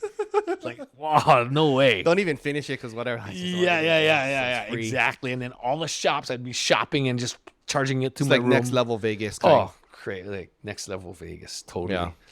And that was the tournament. And, that tournament too was another stepping stone for me, right? Because there were two guys that I had to fight in the tournament. One guy, his name was Ricardo Laborio. In my second year in Brazil at the World Championships, the taxi driver was trying to charge me $90 for a $6 taxi ride. And I had my luggage in there in the front seat, so he wouldn't let me have it because I'm like going, it says, look at your meter. He goes, yells at me, writes it down on paper. I'm like, when I pull out my money, I'm going, I don't have that much money, $90. It says $6. So I'm trying to pay him. This guy Laborio comes up. What's the matter, my friend? You got a problem? I go, yeah. And I start explaining to him.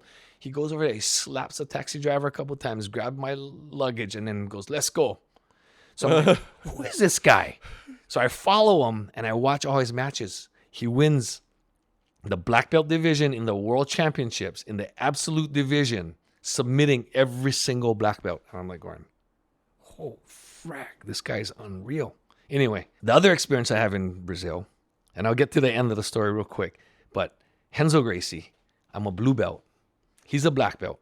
He freaking just does every submission possible on me, just like ridiculous. But he's so cool that he doesn't make me tap. Just when I'm about to tap, he switches to another submission. And then I'd fight again. And just before I tap, he'd switch to another one. And he did that for a whole hour on me. And I'm like having... That's tiring. I was so tired, but I was having so much fun because as I'm getting put in the submission, he's telling me how to try to escape. But I can't. Like, the guy's so freaking good, I can't escape. I'm like, what? And then by the time I can't move right, I'm like, just freaking guy, do whatever you want. I can't move. I quit. And then that's my memory of Renzo Gracie. Mm-hmm. Like, this guy's a god. Like, this is unbelievable. This never happened to me. A year later is Abu Dhabi. Mm-hmm. I got to fight both these guys. They're in my same weight class, in my same division. So Laborio's first. And I'm going, oh my gosh, I don't want to beat this guy. This guy saved me. Anyway, I beat him. Next round is Renzo Gracie. I'm like, oh, I don't want to fight Renzo. Frick, he's so... I beat Renzo. And by beating those two guys, basically made my name. As a blue belt? I was a black belt by black then. Belt. Yeah, I was a black belt by the time. It was like a year and a half or 2 years later. And I find myself fighting these two guys that I was like, oh Imagine my if it was now when you had all the social media and all that kind of stuff. Oh, stuff. yeah. Right? Would have been crazy, right? Yeah. But, I post the match because we have video of the match of, me beating him. But what an unbelievable thing, and then it really goes back to mindset. And at that time, Ricardo Laborio, if we did straight up jiu-jitsu with a gi on, no chance against the guy. He would have murdered me. Renzo Gracie, same thing. He would have murdered me with a gi on. But because there was no gi, it gives me a little bit more advantage because there's nothing more to grab on. The techniques with the gi, there's so much more techniques with the gi. So it takes away some of their game. And because it's a no-gi, you're way more slippery. Mm-hmm. So that was the advantage that I had, which was really small, but I had to capitalize on that. And that's the only way I was going to beat those two guys. And when do you end up at this spearfishing thing?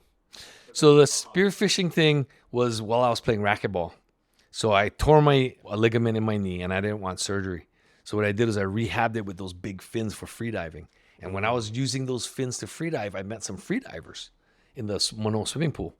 And they're doing this killer workout. And I was like, oh, man, let me jump in. So I started doing it with them. I'm going, oh, this is fun. I mean, again, challenging. What kind of workouts? Super underwater breath hold. So you're swimming as far as you can under the water. When you come up, you can only take 5 breaths, and then you go again. And then we're swimming the distance of the pool underwater, but going as slow as you can, not trying to go fast. And so, holding your breath for long, it's like, oh, it's so painful when you come up lightheaded. Anyway, I loved it. And then they start telling me, oh, yeah, we dive 50 feet, 60 feet. The good guys can dive 100 feet. I go, 100 feet with one breath? And I'm like, oh, my gosh, I got to see this. And then the guys showed me pictures of the fish they're spearing. They're spearing these freaking 50, 60-pound uluas. And I'm going, holy crap, I want to do this now. Forget about racquetball. I want to do this. And during that year, I was able to dive over 100 feet. I speared a over 100-pound ulua, which till today, if you go to Hanapa, the dive shop, there's a trophy on the wall, and they have all the plaques of all the guys who speared 100. There's still less than 10 because freediving shooting 100-pound ulua is like got to be lucky. And, you know, in many ways. Then you got to drag that thing up. You got to drag that thing up. You got to fight it. You got to shoot it in the right spot. It's got to be there at the spot where you're going to shoot it at. So that's by chance, right? So all of the things have to be lucky, but you also got to be in shape because you're going to fight this thing in the water. And, you know, we're not made to be in the water. So you did that for a bit and then you just stopped doing the free diving? Yeah, then eventually I stopped doing the free diving. I think when I was fighting, one of my fights, I broke my eardrum in the fight. And from then on, I stopped doing the free diving because diving deep was going to be almost impossible. If you've been able to kind of hit world championship level, like the elite level and all of these different things, if you had to kind of break it down into these are the main takeaways or the main points that someone else could copy that within themselves, then what would you say for that? So I think that the most important thing is the consistency. You got to be practicing the right things also, whatever sport it is. You got to know you need to take. And I feel like a lot of the mistakes that people are making nowadays is that they forget about the basics. They want to go to the fancy stuff. They want to go to the showy stuff. They want to go to the things that's fun because basics are never fun, right? It's even like I always talk about building a house. When you build a house, the foundation has to be solid. You know how they make sure the ground is packed? It wasn't a swampland under. It wasn't whatever. You got to do all of that check first. And then they build this freaking concrete slab, right? Because it's got to hold up the house. That's what basics are. Exactly that. And then the framework in the house. You don't make a mistake on the framework because that's the integrity of the house too, right? So that's how I look at everything that I do. I break it down into all of that. And then are you willing to do it every single day? Are you willing to be crappy at it and it's going to just inch by inch or millimeter by millimeter get better and get better and get better? That's one of the main things that you got to be able to do in order to be good. I think that's the takeaway. And that's why I was able to go one sport to the next, to the next, to the next, because that work ethic and that idea is the same. And I think anyone successful in life, that's what it is. As we've been talking together in here, and even when I started with you in like the water and so on, there's like an energy that runs through you that has a lot of momentum. Where does that come from? Does it come from your family or where does that come from? I don't know. It's like an energy source, or I feel like it's within me. It's a source and it's a flow. Yeah. And I feel like it's in a sense like an inspiration. Yeah. It's like where I get my inspiration from. And I think that energy is strong because I'm inspired by a lot of things, you know, like I'm inspired by my family and trying to live the right way. So my kids, because I want to be a good example for my kids. So that's inspiration for me. That's an energy line. That's a flow, or that's a vibe that I put out, right? And in my boot camp classes and the people who come to my gym, these guys inspire me too, because not only am I trying to show them like that you don't have to be on a strict diet to be healthy. You can eat whatever you want. And it's not one cheat day. Oh, how many cheat days do you have, Egan? It's not a matter of a cheat day. I basically eat whatever I want on every day, whatever I feel like I want to eat. And yeah, I have a certain plan that how much I eat or what's the breakdown in my macros, what the breakdown is. I have that in my head. I've hit that. But how I get to those macros is up to me. Mm-hmm. And it's not really strict. And I feel like that's the kind of things that inspire me. Like when I see my other clients, because at first they come in, I want to lose weight. They go super strict diet. They get to their weight, but they come back up again. And that keeps happening. And then when I see them finally get it, that's what inspires me a lot. Because, okay, I do it, you do it. That's inspiration, because a lot of people think that the things that I do, only I can do. And I feel like everyone can do it. But you got to be willing to sacrifice some stuff, right? And like I always say, like Mike Tyson said, discipline is knowing what you want most compared to what you want right now. And I feel like most people, what they want right now overrides what they want most. And they forget about what they want most, or they go, one time's not going to hurt it, right? And that one time always goes to 2 times. And then those 2 times go to 3 times, right? Like people know, like for example, the new studies on drinking, people say like women, 1 drink is okay. More than 1 drink is obsessive now. That's what the CDC says. For men, 2 drinks is okay, but more than 2 drinks is obsessive. But of course, no drinks is best. Doesn't stop people from drinking, but they want to live a cancer-free life. They want to live a healthy life. They want to live, but yet they're not willing to sacrifice that. Right? Whereas that kind of stuff, I'm willing to sacrifice. I know you mentioned your brother, you mentioned your dad, but you never mentioned your mom. Okay, I'll tell you a quick story about my mom. So this is one of the things my mom pitched in is I was getting ready when I was 4 years old for a karate competition. And I always like shorts, like regular shorts underneath my gi pants in case my gi pants falls down. I got shorts, right? Well, I didn't have shorts that day and I only had underwear. And my mom's like, Jess, you know, if your pants falls down, and I was doing kata, you keep with that kata. You don't stop. Don't go pull it. Don't pull up your pants. Leave it there. And I remember thinking, how am I going to do that? Like, frick that. I ain't going to be running around my bibbities. And my mom goes, you better not. If that falls down, you better keep doing it. You finish that kata before you pull up your pants. And I know that's one of the things like I always think about whenever I do something. It's not how you look. It's what you're doing. What's your performance like? And I think that's helped me in the sense where a lot of times, a lot of athletes, as they start getting older, they want to look good, right? So they start lifting for bodybuilding instead of function.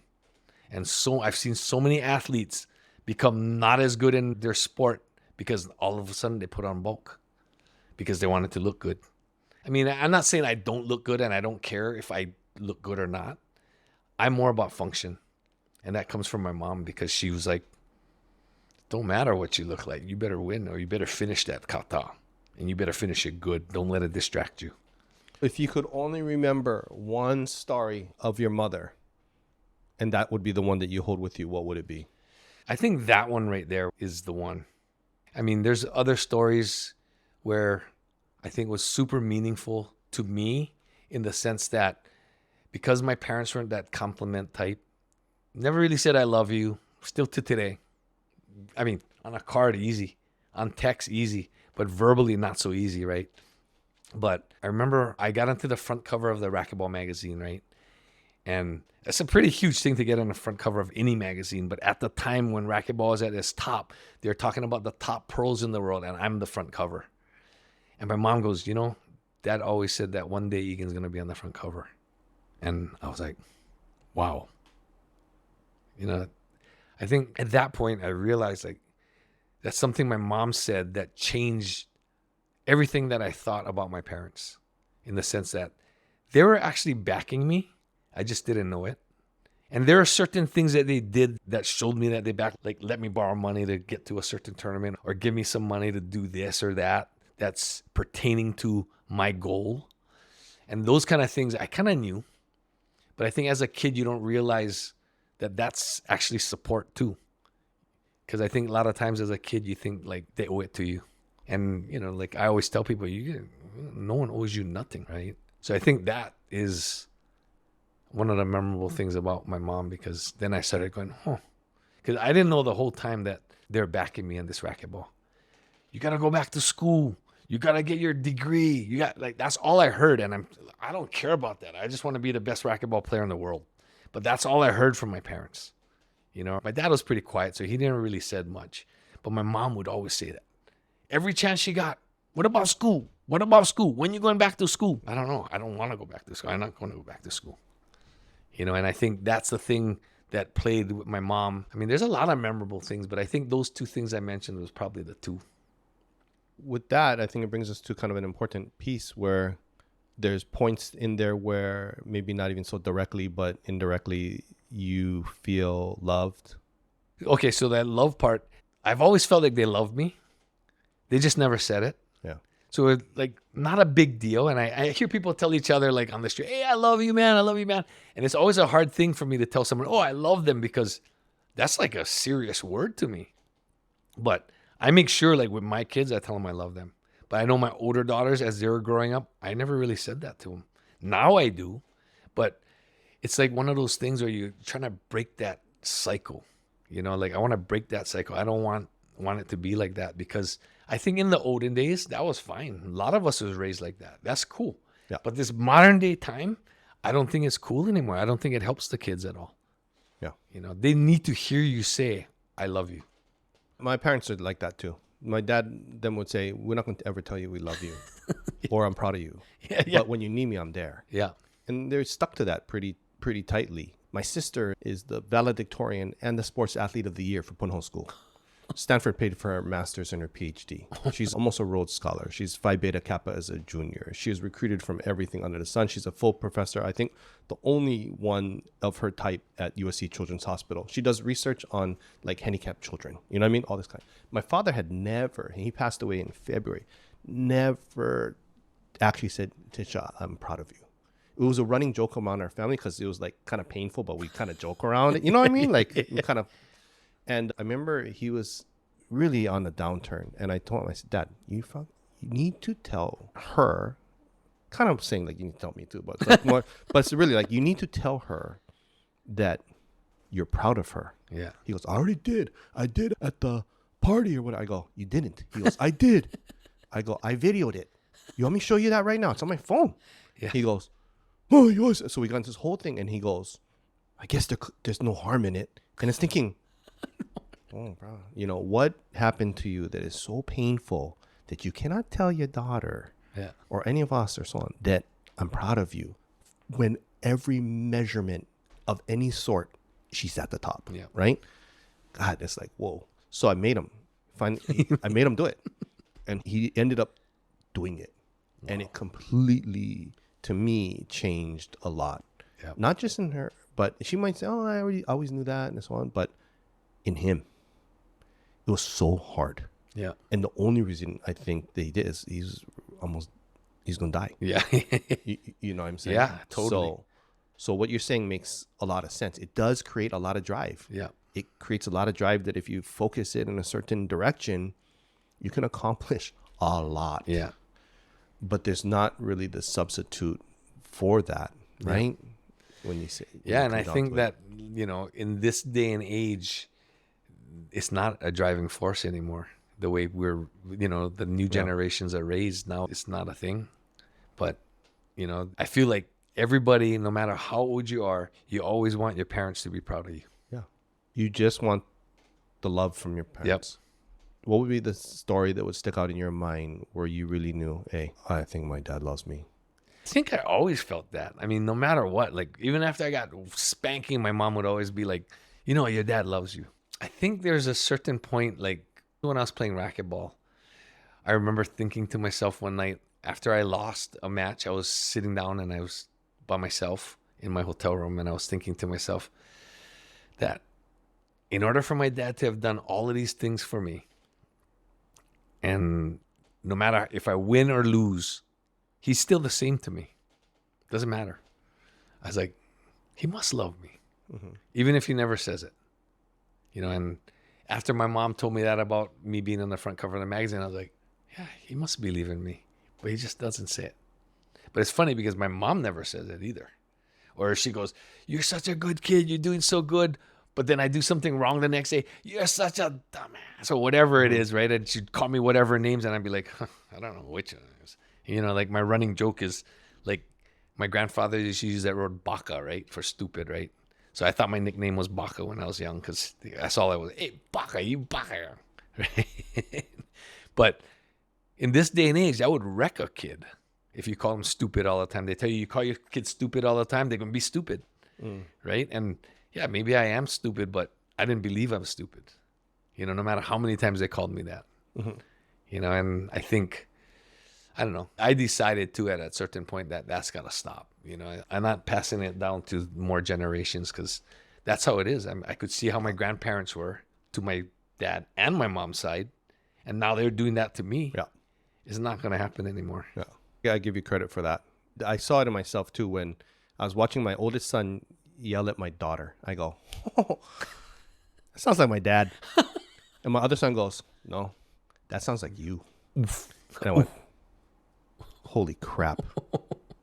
He's right. Yeah. You know what I mean? I was like, oh my God, he's right.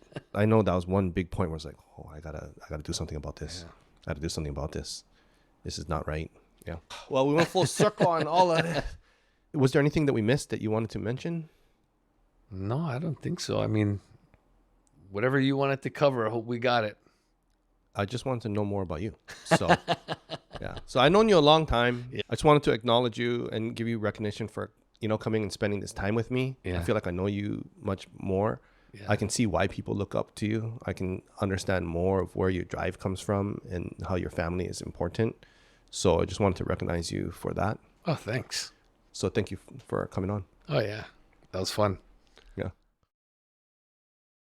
If you resonate with Greater Good Radio, please join our community at www.greatergoodradio.com, where you can get access to exclusive content and offerings.